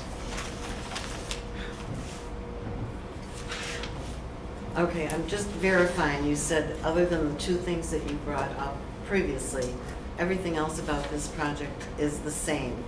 Same agrivoltaics, same use of the land, same leasing, so on and so forth? Yes. Are there any issues with easements or access or anything like that that you're aware of? No, the title report showed that the entity that we've executed the lease agreement with owns all of the land that we are putting equipment on. However, we will need an encroachment agreement with the utility to cross the easement that they have with the landowner for their existing transmission line. Okay. So that's not anything that we have to worry about here because that's up the road for you, right? Yeah, and they will not let us build out of their transmission line without an encroachment agreement. Okay. Yeah. That's all I have, thank you. Okay, thank you. Mr. Schnabel? I have no questions at this time. I have no questions. Staff have any questions? I don't have any questions. Oh, did I skip you? I am so sorry. I have no questions. Okay. Sit up, Donna. Any members of the public have any questions? Cozen is so much of a big guy.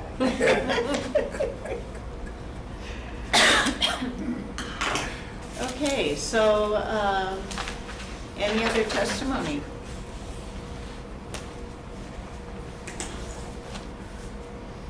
Do you have any other testimony? Oh, sorry, for me. No, I do not, thank you.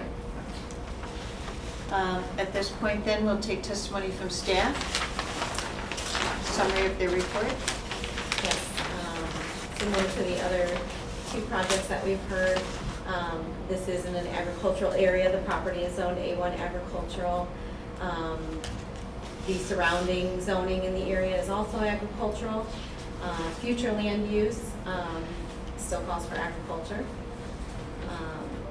Sorry, that's the future land use there for agriculture. We had an original site plan that was submitted with the application, just to point out that the only difference between the revised site plan that has today's date on it was that the 100-foot wetland buffer was added, and that is what you have in your hands today.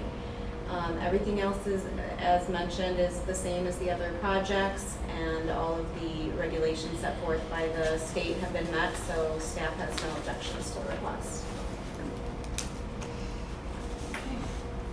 Does any member of the public want to make a statement?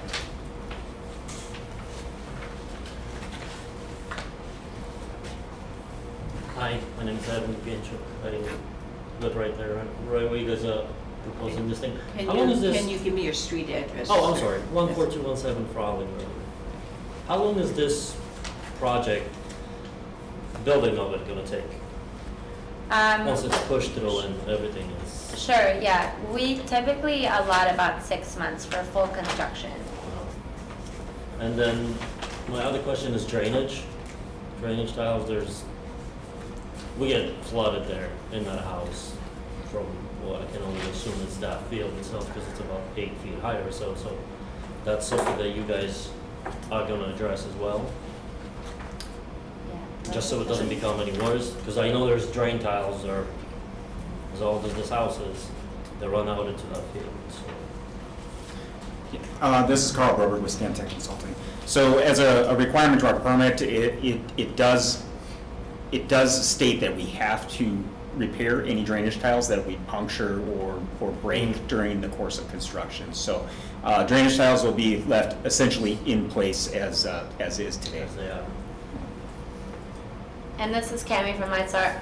Not only are we required by the state of Illinois in an agreement that we executed called an Agricultural Impact Mitigation Agreement to maintain and repair drain tiles, but I believe that we are required by the county as well to perform a drain tile survey to locate all the drain tiles and then submit that with the building permit application. So we have proposals from Stantec for that work, and we've already authorized them to do so once we get to that point. And again, as the lady said, there's no incentives to the neighbors, so basically if the state says yes, Well, not much then one can say at that point, is that? Well, what I'll say, like the benefits of bringing community solar to your community. I have solar panels on the roofs and I'm not happy about them at all. Oh. I have 96 of them, which was a bad Yeah. purchase on my end. So sometimes community solar is a benefit to landowners or property owners who don't want to put panels on their roof because you can get the benefits of not actually owning or building them. So from this project, what you would be able to do is sign up to replace all the energy that you're buying from ComEd and instead buy it from the project. And in turn, you would receive a 10% discount on the energy that you would otherwise pay. So the cost of our energy will be at most 90% of the cost that you're paying to ComEd. Yeah. Like I said, I already got the panels and that. Yeah, for other homeowners, I guess. And yeah, as mentioned, not that the money would go straight into your pocket, but we would be providing increased property tax revenue to the county. And then, you know, the reason that I work in the industry is just because of the benefits that it will provide to providing a clean economy and cleaner forms of energy for Yeah, I understand. So health like reasons. 30% you guys are getting back.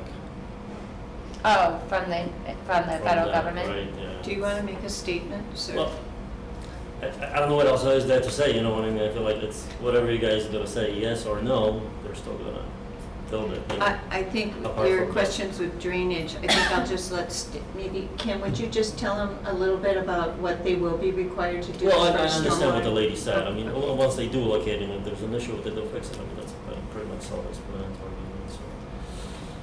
So I guess that's all I got. Okay. Thank you. Okay, so do you have any closing statement? No, thank you for your time. Okay, so at this point, unless anyone else has any questions or comments, we will close the hearing portion of this petition, and we will move to a voting meeting. Linnea, for each of the lists of conditions, can we just switch out the date of the site plan to today's date so that they are all the current site plans that we just received? That sounds good to me. Okay, thank you. Okay, so do you have the same conditions for each petition, Kim, or is this one for this petition? This is for this petition, but I believe they are all the same. I'm just looking at them, they're all the same. They're all the same, okay. Okay. All right. So the proposed conditions by staff, I'll read through those. Number one, the conditional use shall have no time limit unless the use is abandoned as specified in 16.56.030.pp.4 of the McHenry County Unified Development Ordinance. Number two, site development shall be in substantial conformance with sheet number C2.01 of the site plan set prepared by Stantec dated today's date, which is May 11, 2023. Number three, decommissioning plan shall be applicable in part as well as whole. If any portion of the commercial solar energy facility ceases to perform its intended function for more than 12 consecutive months, that portion of the facility shall be decommissioned in compliance with all the terms of the decommissioning plan. Number four, a McHenry County stormwater management permit shall be secured prior to construction. Any damaged drainage tile shall be repaired at the expense of the petitioner and in a manner satisfactory to the Water Resources Division manager. Number five, a detailed landscape plan illustrating compliance with required landscape screening standards shall be approved by the zoning enforcement officer prior to issuance of construction/building permit. Number six, fencing shall be provided in compliance with the National Electrical Code as applicable. The use of barbed wire is prohibited. Setting fence posts in concrete is prohibited except for gate posts and where otherwise required for stability. Number seven, prior to construction, the operator shall enter into an agricultural impact mitigation agreement with the Illinois Department of Agriculture, IDOA, as required by the Renewable Energy Facilities Agricultural Impact Mitigation Act, 505 ILCS 147. Number eight, all requirements of McHenry County Unified Development Ordinance, how do you say that? Section. Section 16.56.030.pp, as amended, subject to State of Illinois Public Act 102-1123, shall be met or exceeded unless specifically amended by this conditional use permit. Number nine, all other federal, state, and local laws shall be met. Are there any other proposed conditions? Okay, so at this point, I would entertain a motion to approve the conditions. So moved. Moved by Ms. Gardner. Do I have a second? I'll second. Second by Mr. Smolinski. All in favor of conditions, say aye. Aye. Any opposed? Okay, that passes.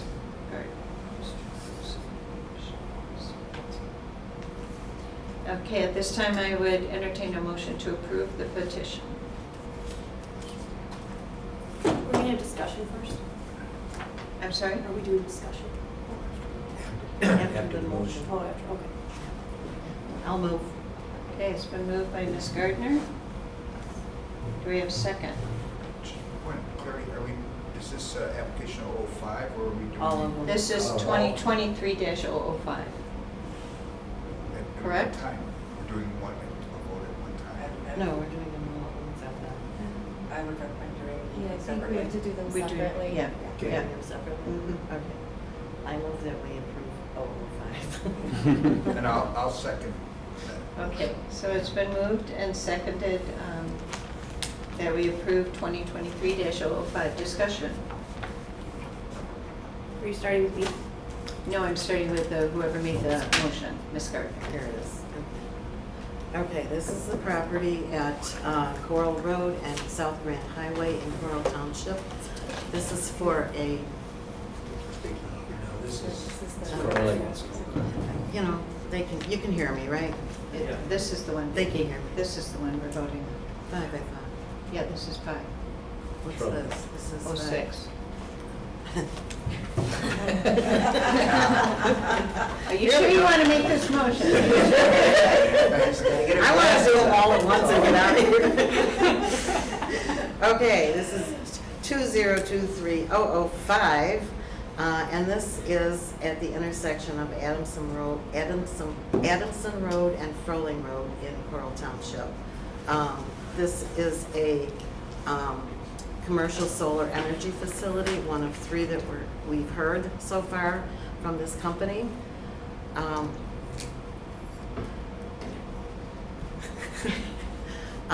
These are, the testimony on these has been very thorough. There's been issues that have been resolved on these. On this one in particular, there weren't any issues as I understand it. And so I think that because as it has been stated, the state has changed their rules. We have reflected those rules in our UDO, and so we don't have really any option but to seek approval for this. So in that case, I will mention that I am in favor of this motion. Okay, Ms. Beverly. I don't like this. That works. This one's working. Now it is. Thank you. I'm now in favor of this petition. Pursuant to Section R of the new solar siting law, there is no requirement for agrivoltaics in the county as long as our requirements are consistent with the solar siting, with a pollinator-friendly solar siting act and the scorecard. 525 ILCS 55/10 is site management practices for the Solar Siting Act, the Pollinator Habitat Act, and the Pollinator Scorecard do not reflect the requirement for agrivoltaics. And given the testimony that we've received in the past from members of the community regarding using up arable farmland for solar siting facilities, and just given the lack of a cohesive plan for this land and the far spacing of the panels in each of these petitions, I'm not in favor of this petition. Mr. Schnab. Thank you. First, I'd like to just follow that and say that of the 3 petitions that are here, if I was going to vote for agrivoltaics, petition 005 would be the one. The other 2 have some land use conflicts, and I don't want to jump ahead, but as compared to the other 2, there's some land use conflicts. I agree with what Mrs. Beverly has said, and I'm not sure that the testimony that I have heard has answered enough questions with enough certainty to allow me to vote in a positive manner regarding any of these petitions, especially as it would set the initial precedent for agrivoltaic in McHenry County. And I feel reluctant to do that when I've heard "I'm not sure" so many times during the testimony. It's phrases like that it makes me not sure. So on that basis, I do not support this petition. You've already spoken. Now we're going to go to Mr. Smolinski. You have as much time as you'd like.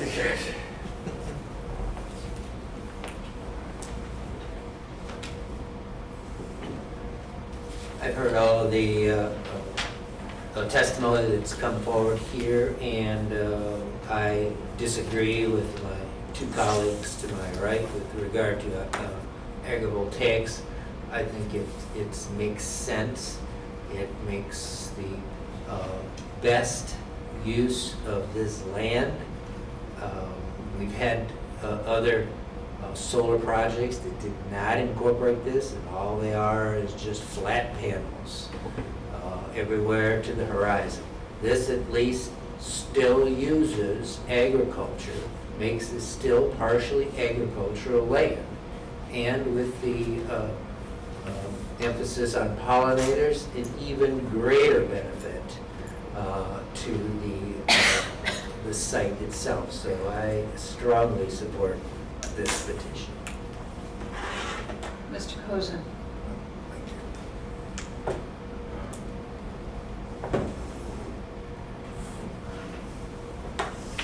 Once again, seeming like vote doing cleanup. I looked for direction from a letter that was in the material that was received from Coral Township.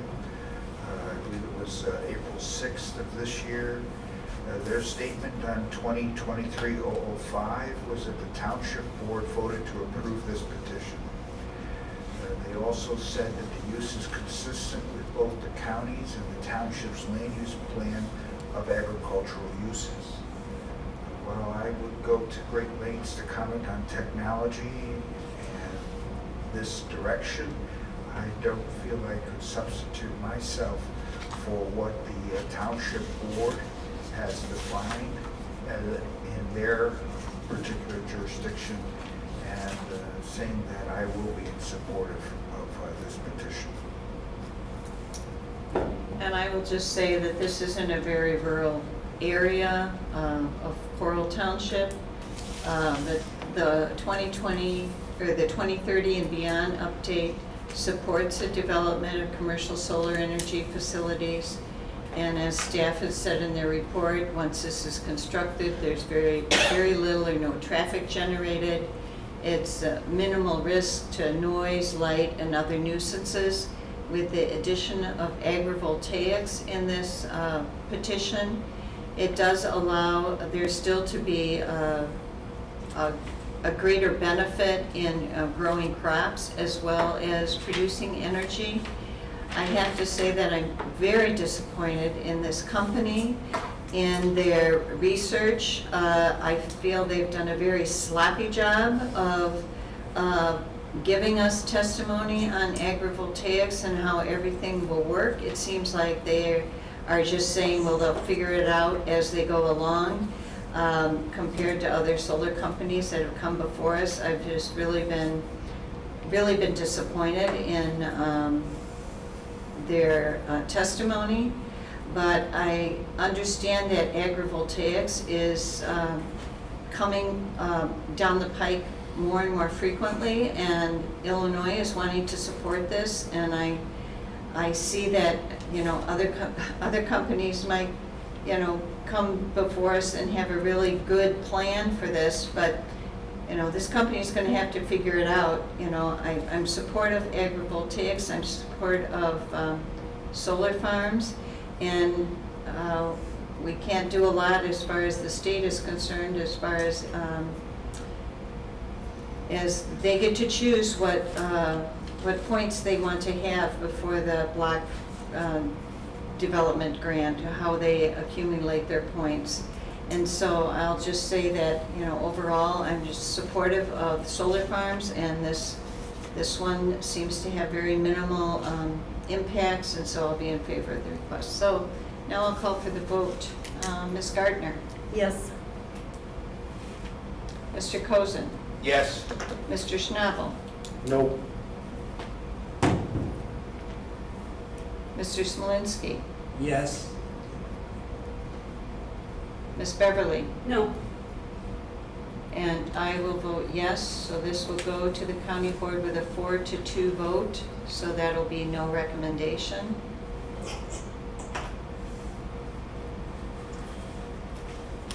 So now we will move on to the other, we'll move on to 2023-006. I have that one in front of me. I'll make that motion. Well, give me a minute, I can put that together, or I'll have the wrong things in the wrong. Yeah.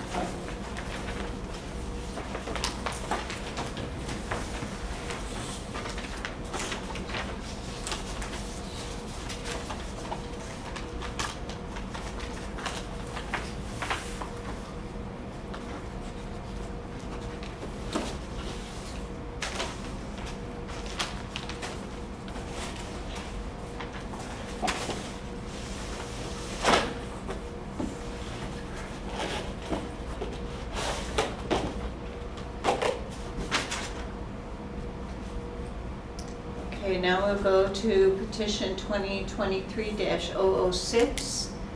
Kim, do you think I need to read those conditions again? I don't think so. They are on the record, so I think you can just incorporate Okay, I would those. just like to incorporate the conditions that were in 2023-005, would be the same ones that we have for 2023-006. So at this time, I would entertain a motion to accept the conditions. So moved.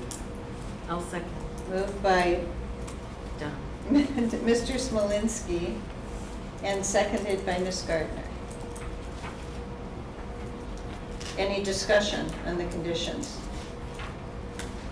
Okay, all in favor of the conditions, please say aye. Aye. Any opposed? Okay, the conditions are approved.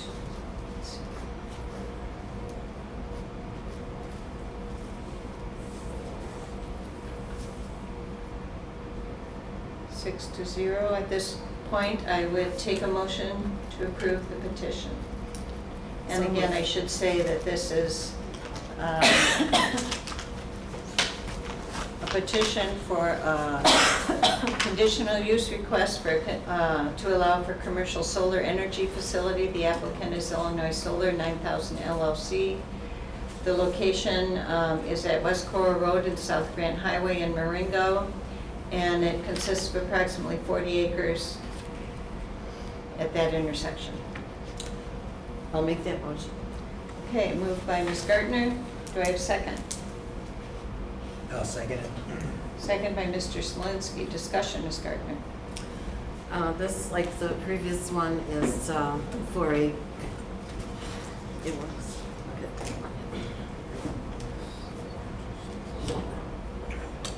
Okay, this is also, I'm sure. Oh, yeah. For a commercial solar energy facility. This one had a few fits and starts with access problems and reconfiguring to avoid wetlands and so on and so forth.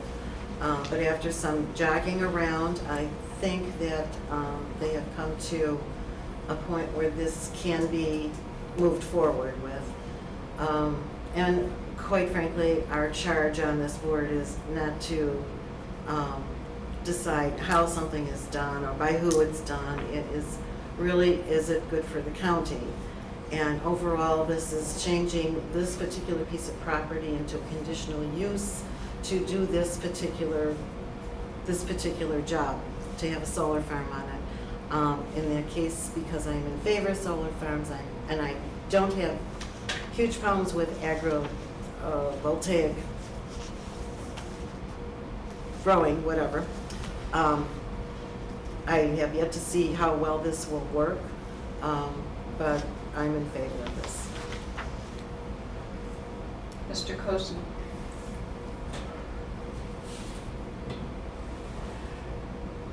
Thank you, Madam Chairman.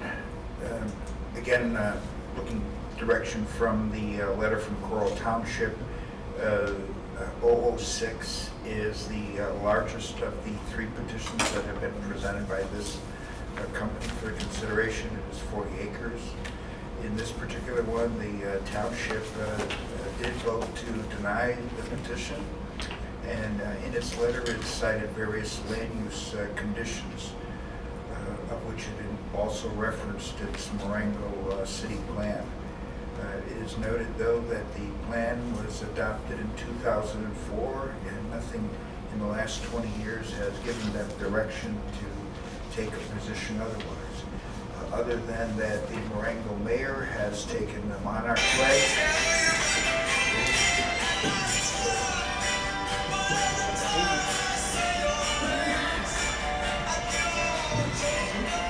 This has got good choice in music. I'm sorry about that. Can't help myself. That the Marengo mayor took a pledge to encourage in 2022 as an action item, including monarch butterflies and so forth.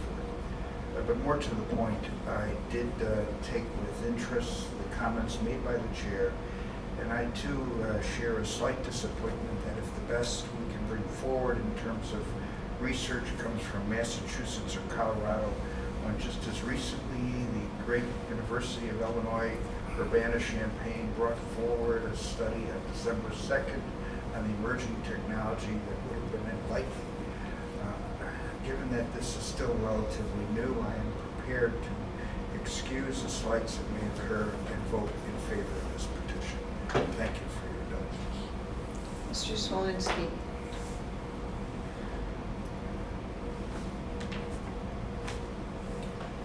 My comments from the previous petition, 2017-005, apply here as well. I'm supportive of these type of plans, and I am impressed that the petitioner has taken into our concerns and reduced the size of this project. I think perhaps that might help them with their issue with the city of Marengo. And so I hope they get their variance for the right-of-way and the setbacks taken care of so this project can go forward. So I will support the petition. Mr. Schnabel. Basically, Is the other one dead too? yeah. Yeah, they're all dying. Go take the public one. Someone didn't recharge these suckers. It's on here. Yeah, where's that guy? Okay. Where's that guy? Do I get 3 minutes? Starting now. Basically, the same comments I had before, plus this one also does get into the land use designations that I'll just say they differ from Coral and Marengo and leave it at that for now. Not that that makes it of critical importance, but I still, again, going with Ms. Kustra's comments, felt the presentation was far too weak for me to support this new agrivoltaic use based upon the testimony that I heard, and I'm not going to support the petition on that basis. Thank you, Jessica Beverly. I reiterate my previous comments regarding the other application. I'm not in support of this petition. I am overall in support of solar. I worked in policy. I am a community solar subscriber. I do not think that we have enough direction from the state on agrivoltaic requirements at this time. I don't think that the presentation offered us enough information about what we would be setting a precedent for, and I am not in support of this application. And my comments regarding agrivoltaics in the last petition also I would incorporate into this petition. I would say that the location of this petition on the corner of Coral Road and Route 20, as originally presented at the first hearing, we heard testimony that was very troubling, that they were putting panels over a drainage way and over a traffic pattern for wildlife, including deer, to get to the wetland to the south of this parcel. So the petitioner did go back and they changed where they are putting the panels so that that is alleviated, which is, that was a huge concern to me because I thought there would be a lot more deer crossing Grant Highway and causing more traffic problems there and accidents. So they're changing their site plan to move the panels more west of Grant Highway and west of this waterway is a significant help. They will need variances from McHenry County Department of Transportation for right-of-way for access road on Coral Road. The Department of Transportation had asked for them to have access off Grant Highway, but they feel that that is not doable, so they have one access only on Coral Road. They have setbacks, they had to increase setbacks for wetlands to the south of this property. So because of the concerns voiced in the first hearing and the changes that they've made, this is much more a much more, I guess, less damaging to wildlife and to wetlands, and as long as it meets the state standards, I don't know what else we can do about it. So I think it's a much better petition, so I will be in favor of the request. So at this point, I will call for the vote. Ms. Gardner? Yes? Mr. Cozen? Yes. Mr. Schnabel? Nope. Mr. Smolinski? Yes. Ms. Beverly? No. And I will vote yes. This will go to the county board with no recommendation. 4-2 vote, recommending approval.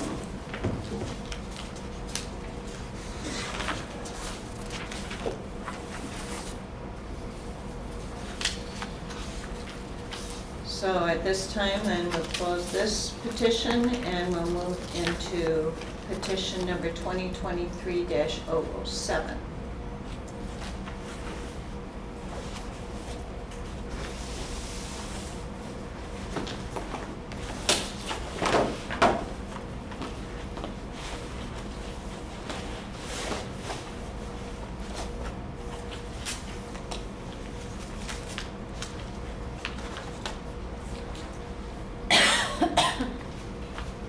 So I'll open the voting meeting for 2023-007, which is a request for a conditional use permit to allow for a commercial solar energy facility. Applicant is Illinois Solar 9000 LLC. The address is 6712 Main Street, Union. Property consists of approximately 36 acres and is located at the southeast corner of the intersection of Main Street and Prairie Street, approximately 700 feet south of Jefferson Road in Coral Township. Again, the conditions for this petition are the same as the other two petitions that were brought before us. That would have been 2023-005 and 2023-006. So at this time, I would take a motion to approve those conditions. If someone wants to add anything. No additions, but I'll move. Okay, motion made by Ms. Gardner to approve the conditions. I'll second. Seconded by Mr. Smolinski. All in favor of approving the conditions, say aye. Aye. Any opposed? Okay, that if the conditions are approved, then I would take a motion for a request to approve the conditional use permit. Anybody? I'll move.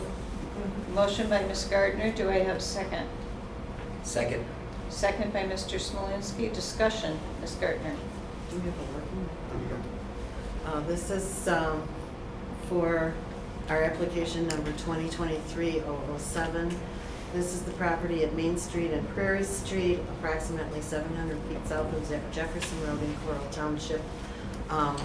This is, again, a commercial solar energy facility. This one seemed to have not the issues that the last one had. It was pretty straightforward as far as I can recall. Again, you know, our charge is to decide what is best for the county. And it's not that it doesn't matter to us what the people around these facilities feel. It does matter to us. There have been studies on both sides of the real estate fence saying that solar farms improve property values, and those that say that they don't improve property values. I don't know that it's been proven one way or another. I tend to think in the long haul, it's not going to make a difference, that it's going to be pretty much flush, but that's just my opinion. So that's part of our consideration, but not a great deal of it. Another part of our consideration, but not a great deal of it, is how this company makes its points to get where it needs to go with this project. That's not really our problem, that is your problem. However, because this, again, incorporates agriculture, I like that idea. I hope that it's done well, and overall, solar farms are something that we're all going to be dealing with a lot in the future. I feel that it's a good option for energy, for clean energy, and also as a neighbor, because solar farms are pretty passive. More passive than an agricultural farm. So I am in favor. Ms. Beverly? I reiterate my previous comments regarding these applications, and I am not in support of this petition. Mr. Shinobi? Yes, since this is the last of the 3 like-kind petitions, more or less, I, for the record, want to reiterate, my objection to this is not any particular project or project site. It's the agrivoltaics itself and the lack of an explanation of how those will be properly implemented and managed. And it is largely for that reason that I will not be supporting this petition either. Mr. Swansky? Yes, I agree with the comments that Ms. Gardner had with regard to some of the, what I consider to be wild estimates of loss in property values in the village of Union. Again, those are problematic, and I agree that there's all kinds of studies on that, but again, at the end of the day, I think it's not a major concern, especially those that are 5 miles out. I want to again compliment the petitioner with regard to taking into consideration our comments at the initial hearing with respect to the screening. I think that will adequately satisfy the Illinois Railway Museum. And I have to admit, the first time that I heard of the term viewscape, it was entered by them as well. I guess I'm not quite sure exactly what that is. But anyway, I will reiterate the points that I made earlier with regard to these petitions, and I will support them. Mr. Cozen? Thank you, Madam Chairman. I appreciate the remarks reiterating that we are not the planners in this nor the applicants, but there was, again, looking at the Coral Township letter, what could only say an opportunity missed. However, the applicant's attitude and presentation really covers much in that regard. Noting such things as the Union Fire Protection District is less than 4 blocks away from this facility, so public concerns are nominal.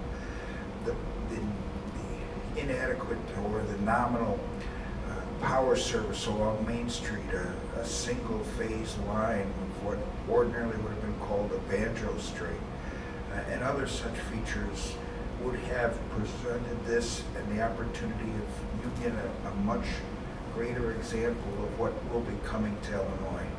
Nonetheless, we don't have the tools nor have the ability to make this another project than what we had before us. And for that, I will be supporting the petition as submitted. Yes, I'll just say that this petition was unique in that it's just south of Union, and it also it borders and needs an interconnection agreement or an easement with, it's still being investigated for the interconnection to the ComEd lines with the Railway Museum. So the Railway Museum was here and asked for some changes with screening, and so changes were made to the site plan for that, but that interconnection is still up in the air. But you know, one of our conditions is all other federal, state, and local laws shall be met, so they're going to have to figure that out before they can go ahead and build this. Otherwise, I will say my comments regarding agrivoltaics from 2023-005, I would incorporate into this petition as well. Other than that, I think staff has done a really good job on all three of these petitions, is trying to work with the petitioner to try and address the issues that are here and address issues that were brought up by members of the public. Again, it's supported, solar farms are supported by our land use plan. They're a way to generate, green energy and still maintain prime farmland in McHenry County. Our county has supported solar. We have conditions on this petition, as on the other two, to try and mitigate any concerns and make sure that whatever we can do in this county to try and perfect this plan, we are doing so, but our hands are tied in some ways by what the Illinois State Legislature does. So I will be supporting this petition. So at this time, I will call for the vote. Ms. Gartner? Yes. Mr. Cozen? Yes. Mr. Schnabel? No. Mr. Smolinski? Yes. Ms. Beverly? No. And I will vote yes, so this goes to the county board with a 4-2 vote.